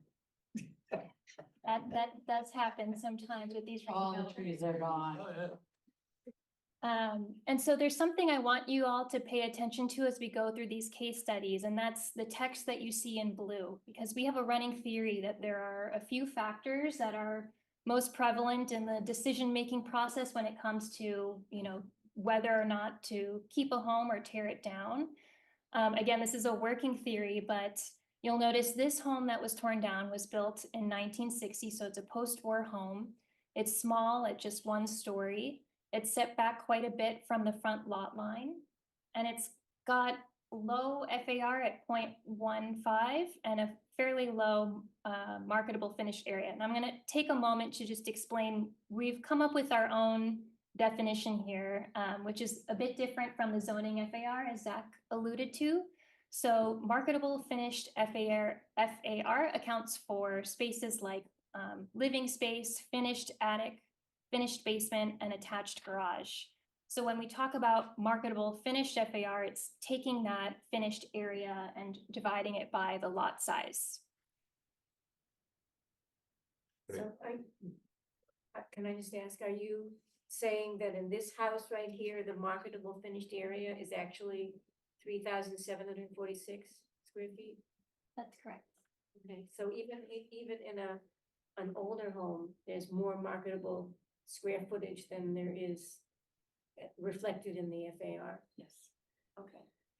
So this number refers to the building before, and the marketable square footage is your analysis of what was effectively usable space, right? Correct, in the Okay. existing home. Yeah. Mhm. What a realtor might list. Yeah. They would list that 3,007. Oh, yeah. Okay, Yeah. Okay. Could you go through what the marketable finished area includes? Yes, happy to repeat it. So you'll notice it's the note at the bottom of the screen, but it accounts for living space, a finished attic, a finished basement, and an attached garage. And this one doesn't have a finished attic. And what? This one does not have a finished attic. So what is that, why are you saying that? What does it mean? Oh, it's just a 1 story. There's no example. That's funny. But you'll notice we do have 2-story examples. So if we go to the next slide, you'll notice, and this is a pattern that we see with a lot of the homes that have been redeveloped. It goes way deeper into the lot. So the redeveloped home is a much deeper footprint, you know, almost 8,000 square feet of marketable finished space and a much bigger finished FAR of 0.26 as well. So this house, you know, is a 2-story development that came on in 2019. And the developer saw quite a bit of value add with the sale of this home also. That was something we were starting to look at. What would be nice on here is the actual FAR. The zoning FAR? Yeah. So I did calculate, it's about 6,500. Sorry, But to see if 6,500. it's building to the maximum of the FAR, that's what I was. What their calculated FAR Yeah, is. I can tell you almost across the board with each of these redevelopments, they were going just shy of the 5 maximum. feet, 10 feet. To be honest, yes, Yep. very close. Yeah, and just, you know, I mean, this is something that the actual usable lot area, it has an effect on some parcels, you know, that they actually count lot area that is not considered buildable. You know, and I don't know, it's without looking at the specifics for this site, that's something to consider. That's an extraordinarily steep backyard. Right, but they could have captured the lot area just by, you know, its lot size and not, Yeah. it's not buildable. Zoning doesn't differentiate in Right. that. So when you're calculating your FAR, it's based on the entire lot area. It doesn't So matter how is steep it- it is. Is it something that we could consider, you know, in terms of the usable, buildable area of the lot I see. actually being what's used in terms of calculating the empty lot? I mean, That's- with a that's lot fair this enough. steep, it would certainly add expense to try and build out, you know, within those, the deeper parts of the lot. Well, it's giving a Let me benefit to just this make a lot. procedural suggestion. For this whole presentation, when you go back to it, if you can follow the suggestion and just add in the zoning FAR.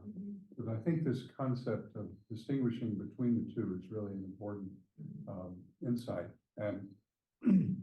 And not just the FAR as built, calculated by the zoning, but what the zoning required, because you pointed out that they're right up against the number, and I think that insight is important in its own right.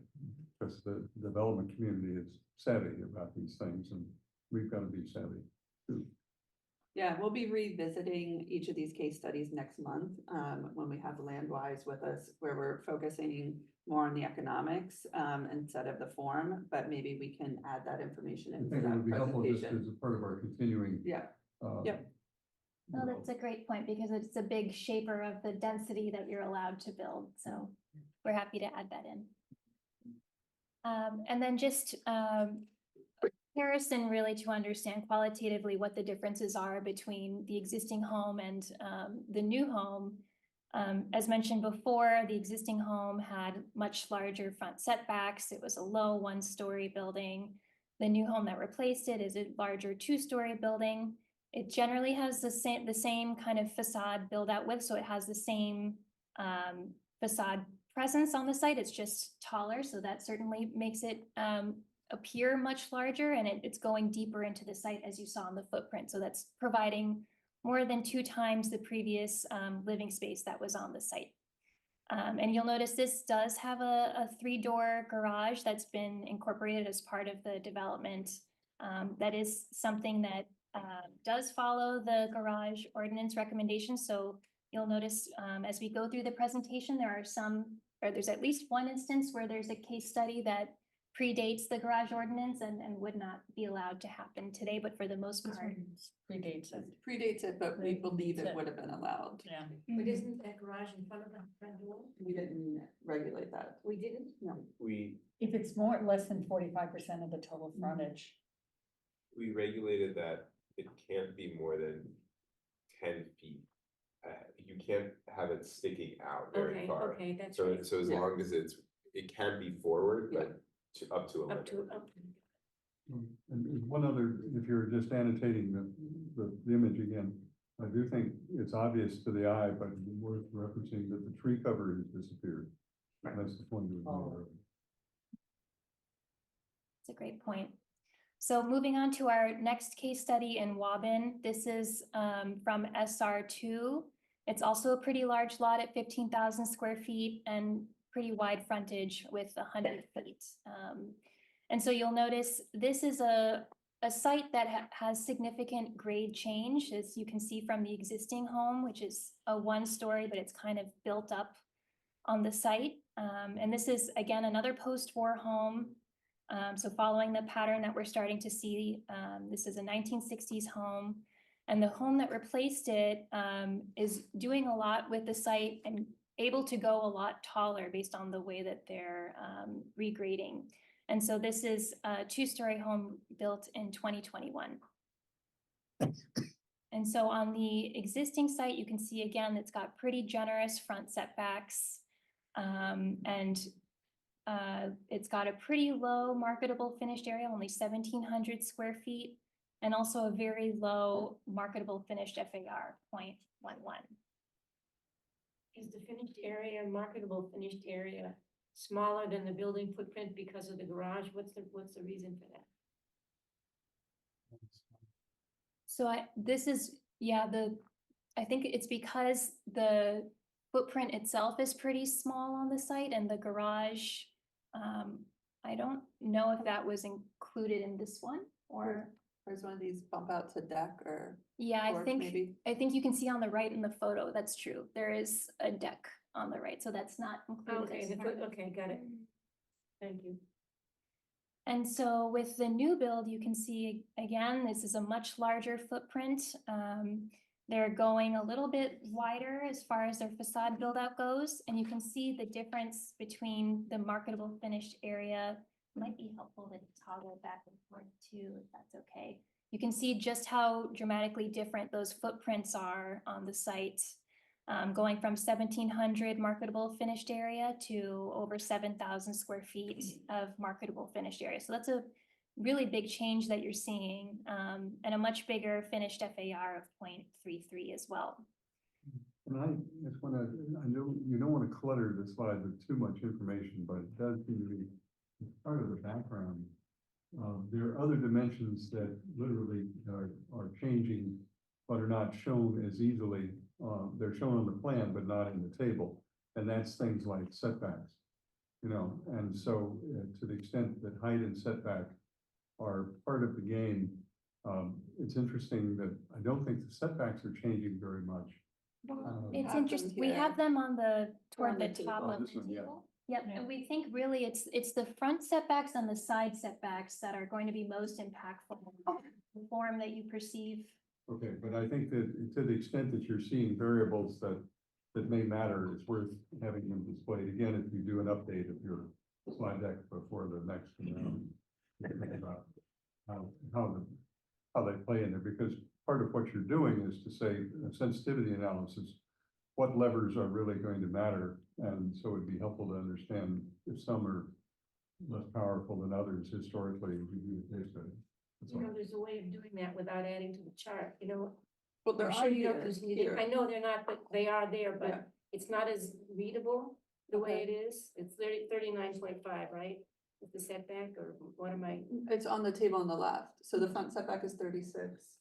The sides are 15.5 there. and It's 16. Yeah. Yeah, I was looking at the. No, I was trying to think about how the comparisons play, you know, because you have to go back and forth between the slides. So there may be some value in Make the another summary slide. column. It So just this has is the another old column. house, this is the new And house. says, this is the old, this is the new, after you go through because it gives you, I think, a really interesting flavor of apples to apples. Okay. And so you can see now when we compare these two properties, the existing and the rebuilt home side by side. The existing home had a retaining wall, again, because of how they were dealing with the site grade change on the property. And the way that it was redeveloped on the right, and again, this predates the recent zoning change, but it was regraded such that they were allowed to build much taller. So this enabled more height because they weren't measuring from the original grade, which is what you would now be required to do. And so now they have a 2-story, and because of the way that they've redeveloped the site and because of the way they've maximized the property, they're now getting more than 4 times the amount of living space that was previously there.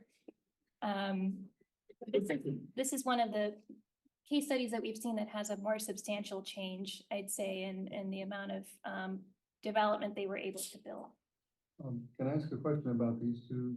Both of them seem to be replaced with flat roofs or very close to flat roofs. Is that an anomaly, or do you think that's reflective of some aspect of our building itself? And maybe this perspective we're getting from the street doesn't display a pitched roof, but both examples you've shown sort of look like maybe they even had the same architect for that matter. I mean, they haven't. I think they're low pitches, and you'll notice we do have case studies that have more prominently roofs later on. But I don't know whether roof pitch matters or not, but we remember historically, you know, again, in terms of what the committee in its prior incarnations used to think about, we were trying to avoid people putting in just flat roofs all the time. We were trying to encourage pitch roofs, and that's one of the reasons we didn't count FAR fully for the attic. But it's kind of ironic to say that, you know, it didn't work the way we wanted to. All it did was add more square footage, but it didn't give us pitched roofs. I don't know what the answer to this question is, but, just keep that in mind. I mean, this is a personal thought. I think one I mean, there's the more contemporary style of architecture. I think you're seeing that. I think solar ready roofs, like a flat roof, and having that ability is potentially a little bit more feasible. I mean, I would say that in the SR1 district where you have larger lots, the median lot size in SR1 is in the 18,000 square foot range. And where you can max out the FAR, which is very high, right? You know, the Baldpate Hill example, that the allowed zoning FAR was over 6,000 square feet. My guess is having full height spaces. So the 2 stories, and then they have a finished basement, versus having a half story that's semi-finished or, you know, low ceilings. It might not be worth it when you're able to get that big. But Well, that's fascinating. not exactly. I don't want to derail the train. I'm just trying to figure out which variables are worth understanding. Counselor Wright? So part of my house has a flat roof and bad storms, heavy snow, we're out there shoveling it. I don't know if these people realize that. I am too, and I have the same problem. So, I'm sorry, you shovel your roof? Yes. So it doesn't collapse, yeah, when it's a lot of weight on it and stuff. Okay. Yeah. I do too. So I rake my leaves and shovel my roof.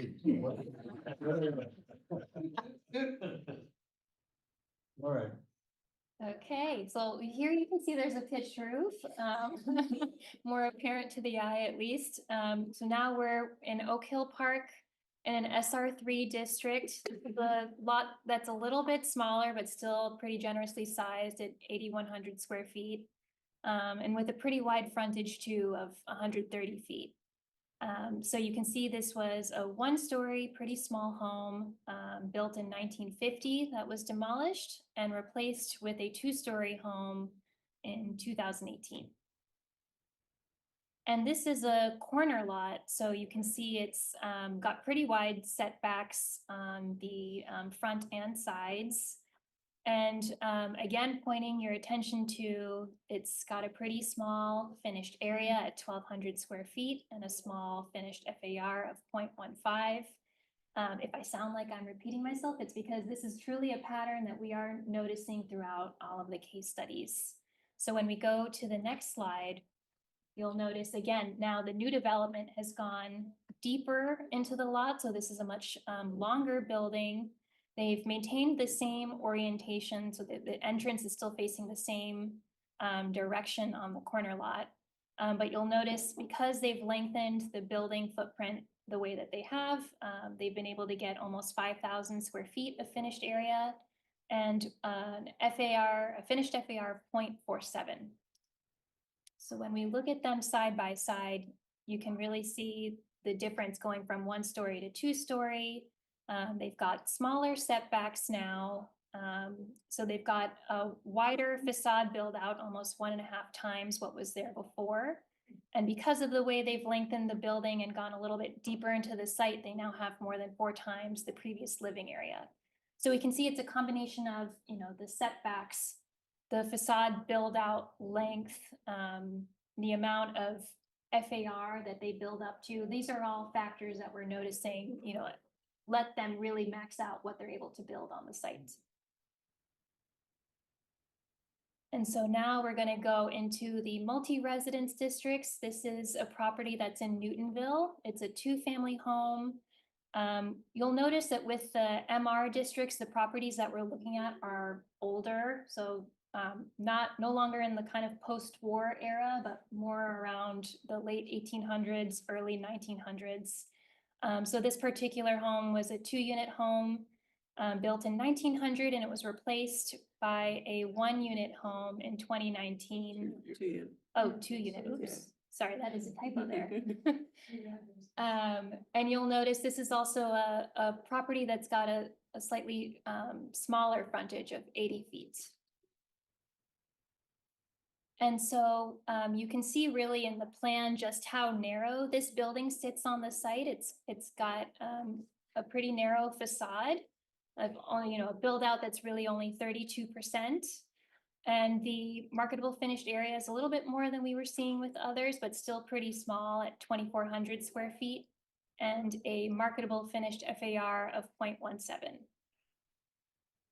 And so you can really see the difference in the footprint between the two. This one certainly goes right up into the side setback. So it's maxing out the width of the building, and it's also going deeper into the site. So that's allowing it to get a much larger building footprint, which all in all lets it have much more finished area as it, tops out at 2 stories.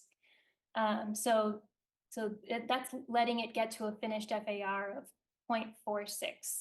So when we go to the side by side, again, you can see how dramatically that plays out. That's 3.7 times more living area than what was previously on the site. And what's also contributing to that larger appearance is it no longer has a separate driveway, but it's incorporated the garages directly within the development. And this is an instance where we think the way it was built would not be allowed to happen today because the total width of those 2 garages are wider than 40%. So it's just something we wanted to call out because we think the garage ordinance is generally doing a good job with the developments we're seeing.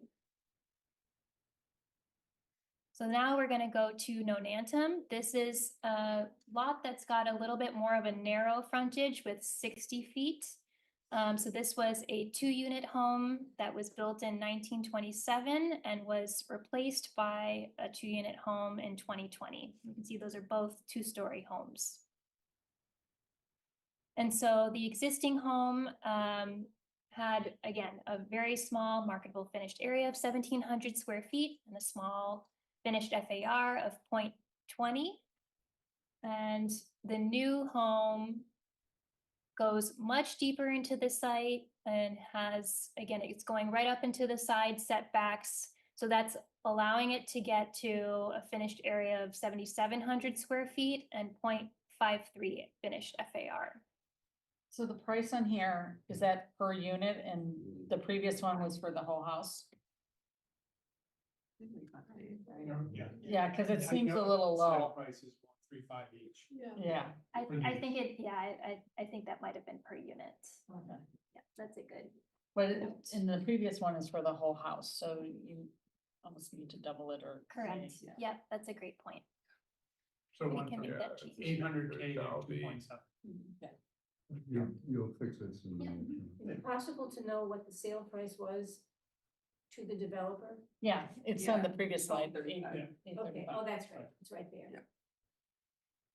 I want to say for the most part, when I was looking into this, the condos generally sold for the same amount, so I would assume double, give or take. But that is a great point. We can make that adjustment. And certainly we'll speak to this with John when we return in October.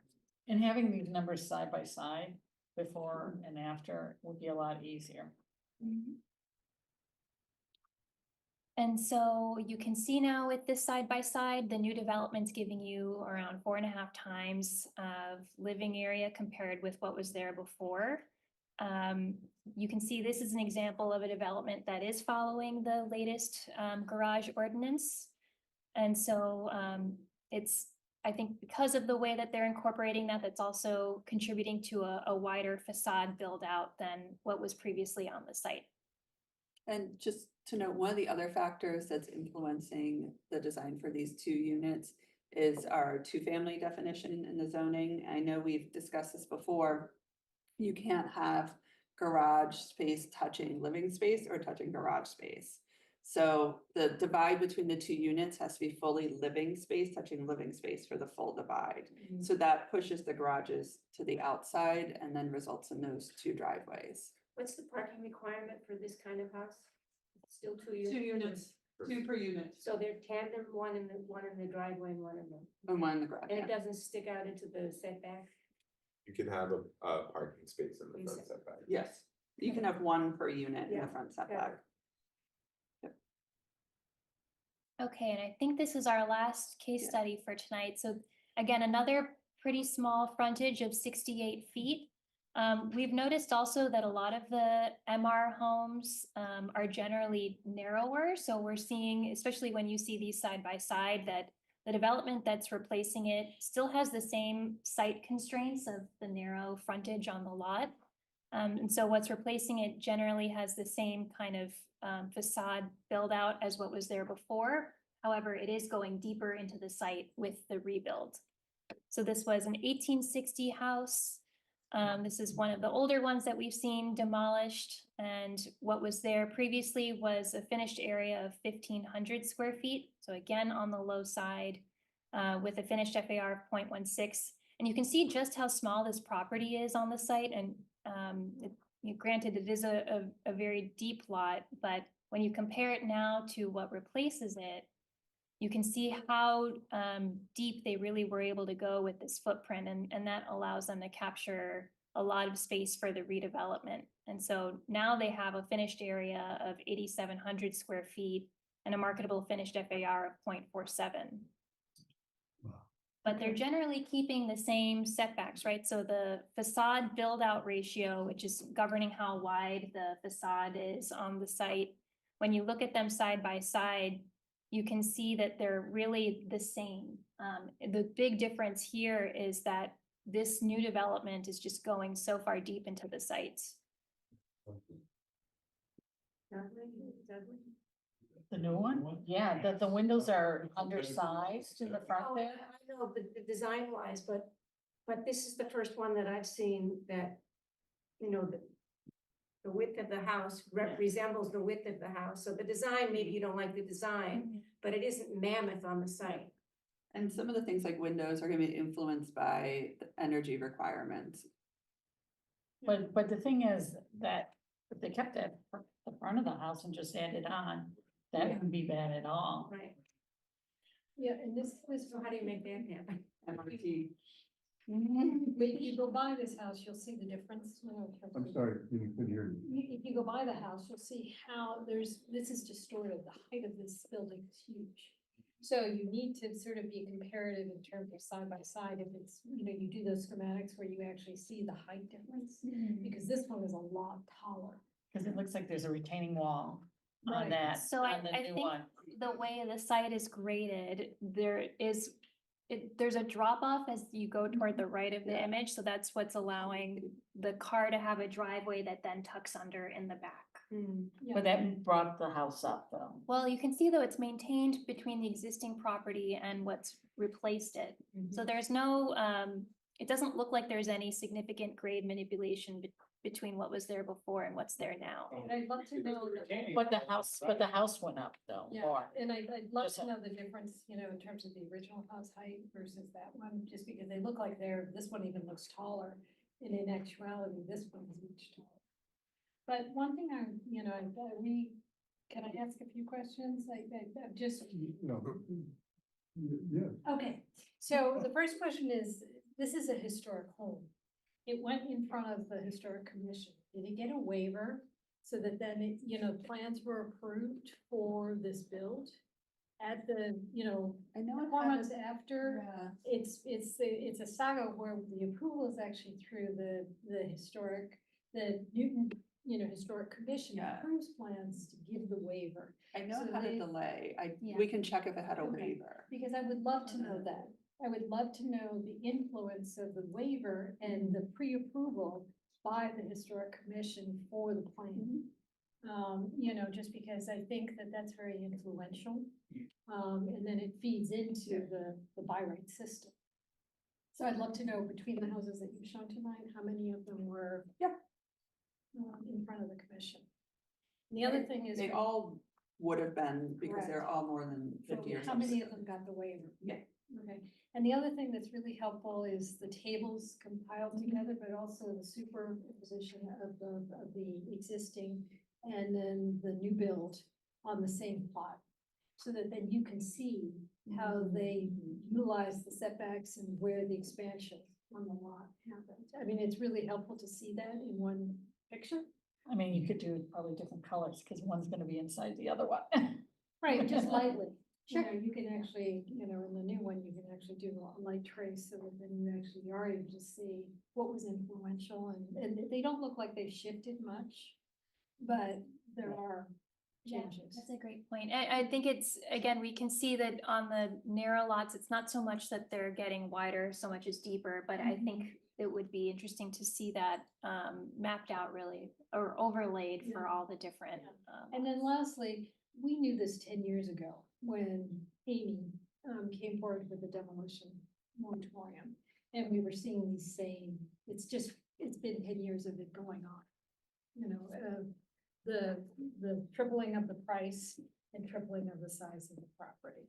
So, you know, unfortunately, it's been 10-year delay of, you know, it continuing.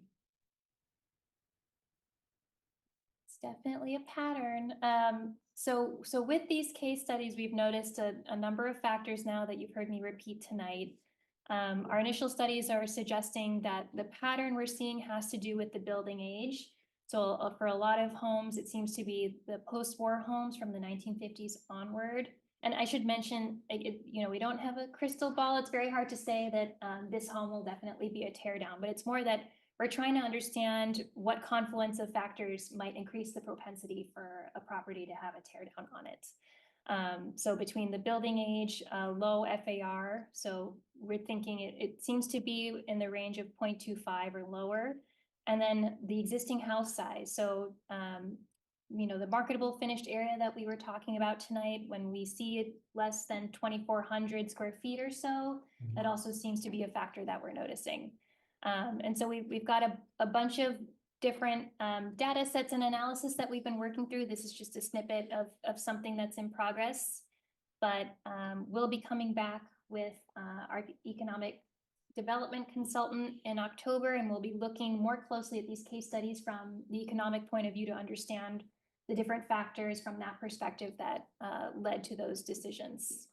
I have one suggestion for your case study, not just the presentation, but I would be curious to know about what you might call the least expensive houses, because we've been concerned that the entry point in the city, the point of entry is moving up as these houses are replaced, so that your ability to buy an $800,000 house is disappearing, $900,000 house, whatever. And so there is a component of this that would be interested to see at the low end of the values, which are the most vulnerable.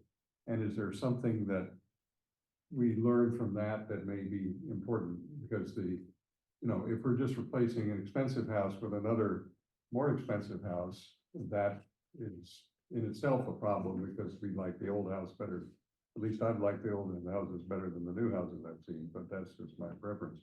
But the question of losing some of the economic opportunity here is also an important dimension. So if you don't mind taking that back and looking at it as you go forward, and you might select another additional parcel or two to put in the case study as a result of that, or you might substitute one. I just don't, you know, there's a limit to the mental span control that you can operate in. Mr. Chair? Excuse me. There's a Councilor Kalis at the end. Thank you. I have to depend on better eyes than mine. That's okay. I depend on John Oliver, but he's not doing a good job there. So on your previous page, not the final page, but the previous one, you had those three factors that were driving what you thought to be the teardowns. But I mean, I think what Councilor Baker just referred to, and to me, the number one is, can the developers triple their money? You know, beyond anything else, it's just, it comes down to the economics. And I think that's kind of what's driving this. And that's what we're going to dig into more next month, because we have Landwise doing analysis of the sort of financial side. This was focused more on the form, but the two are directly tied. The size of the existing home, as well as what the zoning allows on that lot, is what's determining whether they can, you know, meet that multiplier. And this is something we also looked quickly at it back in April is, I think when you look at kind of general rule of thumb for a developer is, 2.5 times.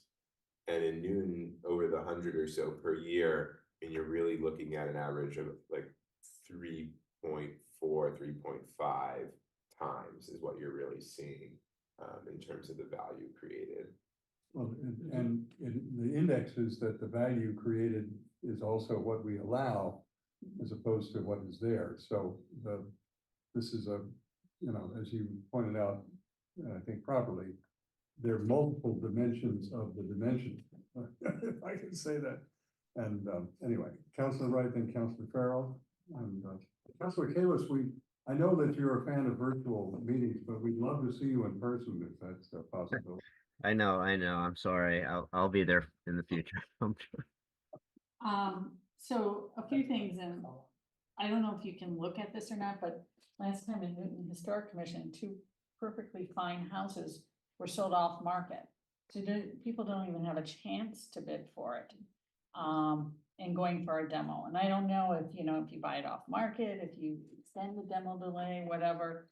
I don't know if you're going to go into that, like looking at extending delays or using new lot standards, or what I really liked, what Lexington did, where for a tear down, they decreased the FAR. So there's more incentive to keep what's there and add on, because you could have a bigger house versus tearing it down, it'll be even less. I don't know how far you're gonna What look is into an that. off-market sale? I'm sorry. So it doesn't, they sell directly to the builder. Doesn't even go- It's not listed. Oh, you mean that people come and say, I'll buy your house? Yes. Yeah, there's a nice house over by the Allen House, and on a street, it's the main original house, 1850s, beautiful house. And they want to tear it down, and a lot of people came out and said, if I had a chance to bid on it, I would have. And it's a nice family house, a nice neighborhood, and it's all 1800-year-old houses on that street. So. I don't think we're gonna be able to stop the private sale issue. But it'd be interesting if it's changing, I don't know what, so the thing is, maybe we're not gonna stop it, but if it's a private sale, maybe the demo delay is twice as long. And so then, I mean, there's loopholes, they go, oh, they'll put it up for market for a day and then, say they did it, but there might be some ways to incentivize to put it out on the open market. Well, this gets to the second level of conversation I think we're gonna have, but it's an interesting point. Other comments, Councilor, who else has got a hand up there? John? You do. I have a handout. Okay, all right, I thought you were I didn't see anybody else. gesturing to the screen, I was. And Councilor Kalis, I was taking a page out of Councilor Baker's manual. I wasn't calling out that your hand was up because you're at home instead of here. Anyway, so I'm curious, is this, like, what I'm kind of looking, I didn't really see that, the little chart or the table there. Are you guys asking basically to do a regression analysis to say, look, here are the things that are driving the tear downs? Because that might be one way to quickly, literally look at 5, 6, 8, whatever data points and say, these are the 2 driving the tear downs. And if you were to do that, do it the other way around. Take a look at X number of properties, 6, that haven't been torn down, and see if there's a pattern that shows these are the factors that lead to additions or no work. And I'm kind of making this up as I'm thinking it through, but if we had examples of the challenge, the drivers that are causing the challenges, and then a look at, well, what are the things that are causing people to keep the buildings and renovate, put an addition on, what have you? I don't know if that's even, like, I know the data is there, but the choice of you'd be looking at renovated homes as opposed to tear downs. Some of that is hard because I think some of the things that will really affect those decisions haven't gone into effect yet. So doing a renovation, if you're touching most of the house, could end up being more expensive with the energy codes, electrification, et cetera, stormwater, et cetera, than building new. Because it's usually easier to do those things when you're building ground up, and that's what we hear. So it's hard to fully, if we looked backwards, I don't know how useful that is, because there's some major changes coming that affect those But some of decisions. those same changes would affect tear downs. Yeah, Theoretically in the same way, if not for the same dollar amount. no, but that's what I'm saying, if we look backwards at renovation, like if we try and look at what was renovated, I'm not sure if we drew some conclusions, those will hold moving forward. Yeah, because it might have been more expensive to do those renovations with the new things coming in. Yeah. But we just did that with tear downs. I believe you, I'm just trying to latch on to what Well, the difference would I be. think if I could put. But we can do it later. We're looking at situations which we regard as maybe unsuccessful changes in the city's accounting side. And the question is, are there successful, success stories on the other side? We don't know what those look like, but that's just a question that maybe we learn from both ends of the spectrum. So, now, let me go to Councilor Farrell, then I'll go to Councilor Danberg, and then Councilor this side of the table. We'll just go right down the left side. All right. Councilor Farrell, you start off. I think one of the factors would be interesting to see is how many of those houses are bought by developers versus individuals who live in those houses. So I think a lot of renovations happen when somebody buys a house, they really like it, and they want to fix it up. And they stay there. And that the tear downs are there because developers know they can build something much bigger and get a lot more money. I don't know if it's of any interest at all, but can you look at the explosion of land sales, which for me is anything with a split level ranch on it or something else, like in the past 15 years, and has it increased dramatically in the past 5 years or something? Sorry, can you clarify what you mean by land? I mean, just, most of the houses get thrown down are basically people are buying for the land. And they tear the house down and they build something new. And it's all land sale. Well, that's what I think they're getting at. These are in that pot. And that's where I think the distinction is between somebody who buys as a developer versus somebody who buys to live. That's all I'm saying. Thank you. And I think those numbers have been consistent over time, right? Yeah, I mean, I think you can go back 20 years, 1 in 10, 100 sales, 100 demos a year, 1,000 sales. So 9 out of 10, someone's buying it and living in it. For the most part, 1 out of 10, the developer's buying it and tearing it down. Except that 20 years ago, people could afford those houses. The house I live in right now is worth 5 times what I paid for. Yeah. It's the same house, and that's crazy. Yeah. All right, let me do Councilor Getz, then I'll No, we don't. go Councilor Danberg. But getting late here. Yeah. Yeah. Moving Question for the planning department. Do you find that small house on a large lot is an issue? And do you think that more small houses on large lots are grabbed up by, I don't mean that literally, purchased by developers as opposed to people that are gonna live in them because the developer might be able to pay more money for it? And is there anything that we might be able to do in the situation where we have what small houses on large lots we might have left in the city that haven't turned over? Is there, if we were to allow another home to be pork chopped into the back of the lot, then we might be able to save the houses that are in the front and get another unit. And, that's historically, there's been pushback on that because people don't like the idea of pork chopping lots. But pork chopping a lot might be a way to save some of our existing small housing stock. It just, I'm just throwing it on the Sorry. table. Can I just, pork chopping a lot, sorry. Like I was like a rear lot almost there with subdivision. the land. When you deal, but- have, when you have a lot, Rear the lot. lot looks like this, Yeah, and you have a house, and the house is here.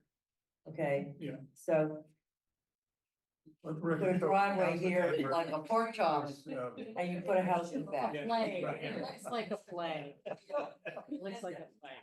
Okay. Yeah, I think it's an interesting point because what, we've shown is that those smaller homes on the larger lots are the ones that tend to be torn down. There's such a low FAR. I don't know how much we could go and restrict that FAR to get to a point where there isn't value in tearing that down and building something bigger. And those tend to be, sort of those post-war homes. And because we have that old lot, new lot division, right? If you were to look at subdividing those lots, you would be subject to new lot standards unless you were allowed to do a rear lot, but that still requires pretty large lots. Yeah. So you're not going to be able to split it generally because it requires such high frontage and lot area. Under our present. Under our present zoning, so that is somewhere that I think would be interesting to look, is can you preserve those homes by adding a second one? By allowing, by just changing putting- our zoning to allow a smaller frontage, let's say, for. Or could you get two smaller homes, as a result, that That's are at a right. lower price point than one very large? That was my point was, could we find a way to preserve some of our smaller homes by allowing another smaller home to be built? So, okay, fair question, but let me go down the line here. In a row. Promise now, I think it's either Counselor Wright or Counselor Getz, who's next, who's on that. I can't remember if it was me or you. I think it's you. Okay, right. It's finally you. All right, yay. So, And then move to the other did side we, of the table. let go of large house review? I don't know where that ended, in terms of our last meeting. Because it was mentioned and then it referred to what Pam presented, but are we considering it at all? I mean, I think everything's on the table. This is still the analysis of sort of what is shaping these decisions. We don't have zoning recommendations right now. Okay, all right, and then the next question. That's not the next slide. We've got it all solved. You can vote tonight. Okay, and I had a bunch of questions that I came to this afternoon. Is it possible to distinguish between a reuse of a property versus new construction? So that then if you were to go into new construction, that you would get a reduction of all the dimensional controls. And I suggest that we do that? hold these again, these ideas are after we get the analysis. Okay, all right, I Because just there wanted are all to throw sorts of them things out we there. could do, but Yeah, no, I want them to know that I'd like to ask this question so that if in fact they could explore this option. Correct? Yep. All right, and then the last thing is feeing for demolition. Making the demolition responsible for the, both the environmental costs, all of it. So that we can quantify in real terms, I don't know whether or not there's a cap. I thought when I last looked at this, that there was a state mandated cap in terms of demolitions. But I'd like to look around and I'd like to be able to understand whether or not we could even fee. So that then if you are responsible and you are required to, depending on the tonnage, just how much you need to pay, and it goes up. If you do a full demo, you're up here, and it's a significant number, not like what it is today in terms of demolition. And then lastly, I was looking around and then I was actually looking at the disassembly and the reuse of existing building material. And that's getting popular in other communities. So I think it's life cycle of building materials. And I really think that that's something that may be too early for us, but I'd love for us to think about this. Because it's the deconstruction of materials in these, turn of the last century homes that you can't even purchase today. And they have incredible value. So that then we would incentivize this, so that then we're in a position where it's actually, and even one community was actually even creating panels, so that then they would. panels of this reused material so that then they would follow this material through multiple life cycles. So this is actually an incredibly innovative use of existing building materials, but it's also, you know, localizing it in economic terms, you know, so that it's a green economy, so that you're actually getting people to deconstruct and then reconstruct, and you follow it. You know, so it's a wide open thing, but it's actually something that I would appreciate us even, I think it's too early for us to consider this. I think it's a really good idea. And I think a lot of good ideas have been mentioned around the table. And I think when we get into the economics of it, I mean, all of these things on their own will significantly add time and costs without a return. To disassemble a building, saving what materials is a significant cost Right, associated with but it. unfortunately, the And easy, so- is what I'm reading, is the easy, sorry, I don't want to. Well, I think, as we said, when regulations are put in place for very good reasons, and they all work together in ways that we can't fully understand. So I'm not saying we should do anything. But if an additional goal of this, which I think I've heard is, you know, allowing for smaller homes at more affordable prices, I think a lot of things we've been hearing about so far would only add cost to new development or reuse, either one. Right, but what I'd like to see is, and this is where I'm just sort of presenting the idea, because I sort of, that right now, the equation is not balanced. And right now, we're not even factoring in so many contributing, you know, the cost of, you know, getting those building materials, the cost, the environmental cost of demolition, all of these factors are not even part of the economic equation. So that's when I'm saying it's premature for us around this table, but I do think that ultimately in 10 years, this conversation would be held. That's in the sense of finishing the conversations we have, I'm going down. So- Counselor Wright, and I'm gonna get Counselor Albright, and I'm gonna come back to Counselor. To follow on what Counselor Getz said, there is a company, and I've gone to some of his stuff, and he sells everything from the bricks to the windows to everything else, and 6 weeks. That's all it really does. And then, you know, the contractors come, take whatever they want, he salvages whatever else he can and puts in the warehouse, and then they tear it down. So they are reusing almost everything. I mean, the stuff that they don't use is probably the insulation and some of the interior wiring and stuff, but they pretty much do almost anything else. I just had a quick question on page 7 of your slide. Can you give me the definition of build factor? What did you mean by that? Not as familiar. Oh, in the zoning requirements, is that, I'm trying to get to page 7. And, oh yeah, the build factor, this rarely comes up. It's really, I don't think applicable so much in an old lot, because it's when you're creating a lot, it makes it so you can't make some like crazy shape with the lot. I've only seen it applied once where it was an issue, but it's really when you're subdividing or drawing new boundaries on a lot, it's got to stay relatively rectangular. I can't have a bunch of jogs and.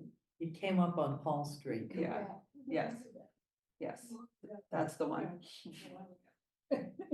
So the build factor means, what was the number on that example in there?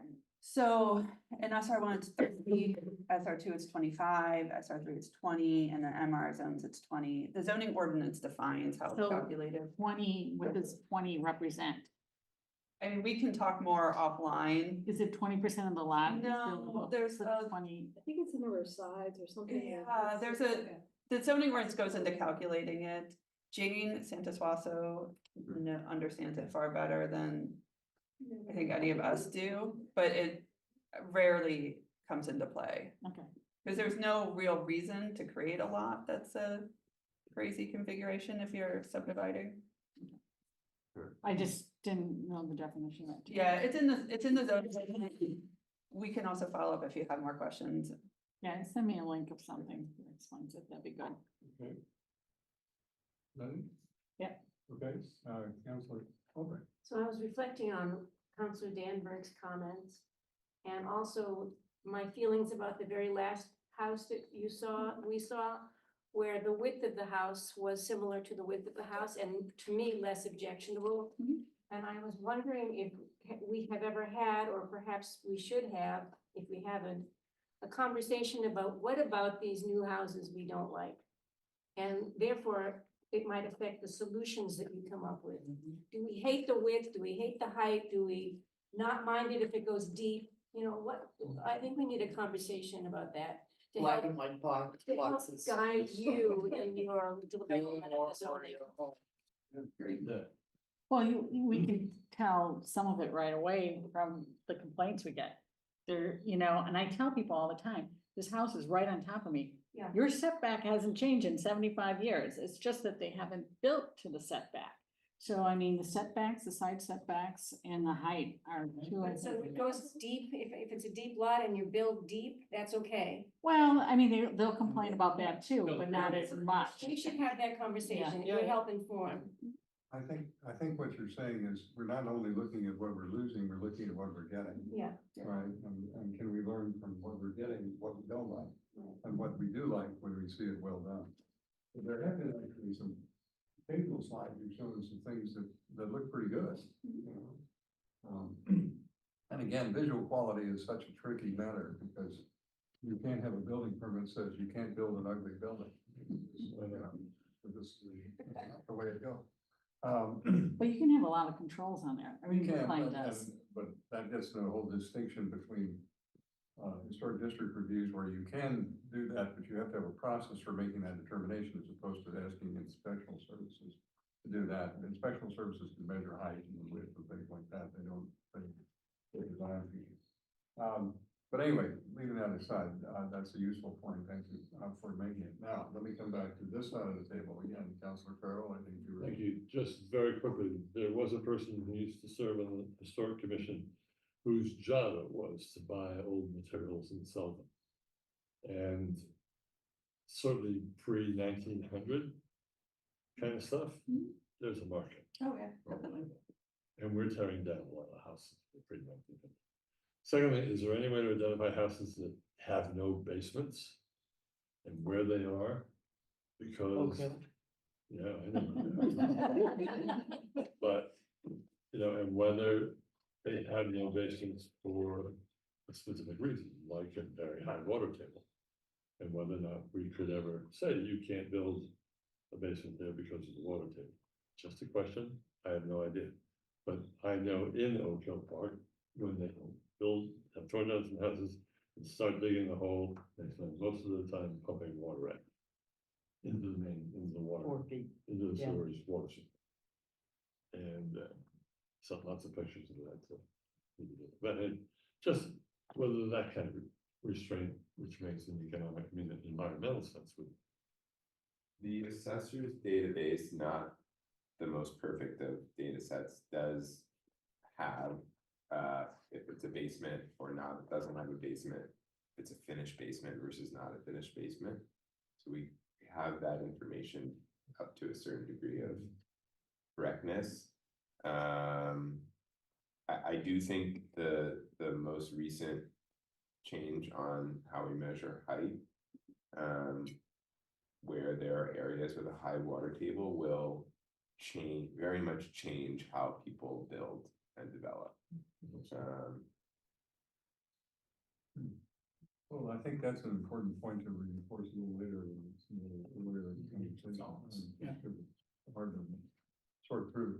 I was to say one other piece of the puzzle that I don't know where it fits at all, but just because I haven't said much about this yet, is that I live in a house that was moved in 1907. And it was it was built in 1680, but somebody decided it was worth holding on to, and not, even though the lot was being reused for a much grander structure, and it was literally moved with a team of horses down Lawrence Road around the corner and dropped on the lot I live on now. So somebody thought at that time that the salvage value was better as The whole house. the whole house, rather than disassembled. And I gather that wasn't that uncommon, around the turn of the century. My grandmother's house was moved Right. from one end of about 20 miles away. So, I don't know where that takes us in terms of zoning incentives, but. Yeah, I'm kind of confused by that myself. There aren't a lot of empty parcels Yeah, the drop- identified. The drop the house is the problem. What if we only allowed people to tear something down if they put in a house from up the road? Just swap it. Yeah, you can tear that down, but you have to use one of these houses to put it. And I don't know where that ends, but you know, anyway, just. All right, Probably well, not. listen, this is a beginning of I hope, a fruitful conversation that will get us somewhere, and thank you very much for going to the trouble to do this. So, just in terms of calendaring, you're back in a month, October 10th. essentially with stage 2 with the, and we will hear some suggestions from Councilor Wright and Councilor Oliver next time, who've been doing some homework on their own. But we want to try and keep this, story going so that we do meet your timetable that you've outlined at the beginning. Just for members of the committee, my sense is that we have a window of opportunity this fall and in the early spring, but once we hit budget, the calendar changes and people's focus shifts elsewhere. So we need to do this if we can do this in the next 6 months. So that, I appreciate the work of the department going on in this. What day is our next meeting? Let's see. November 23rd is the next meeting.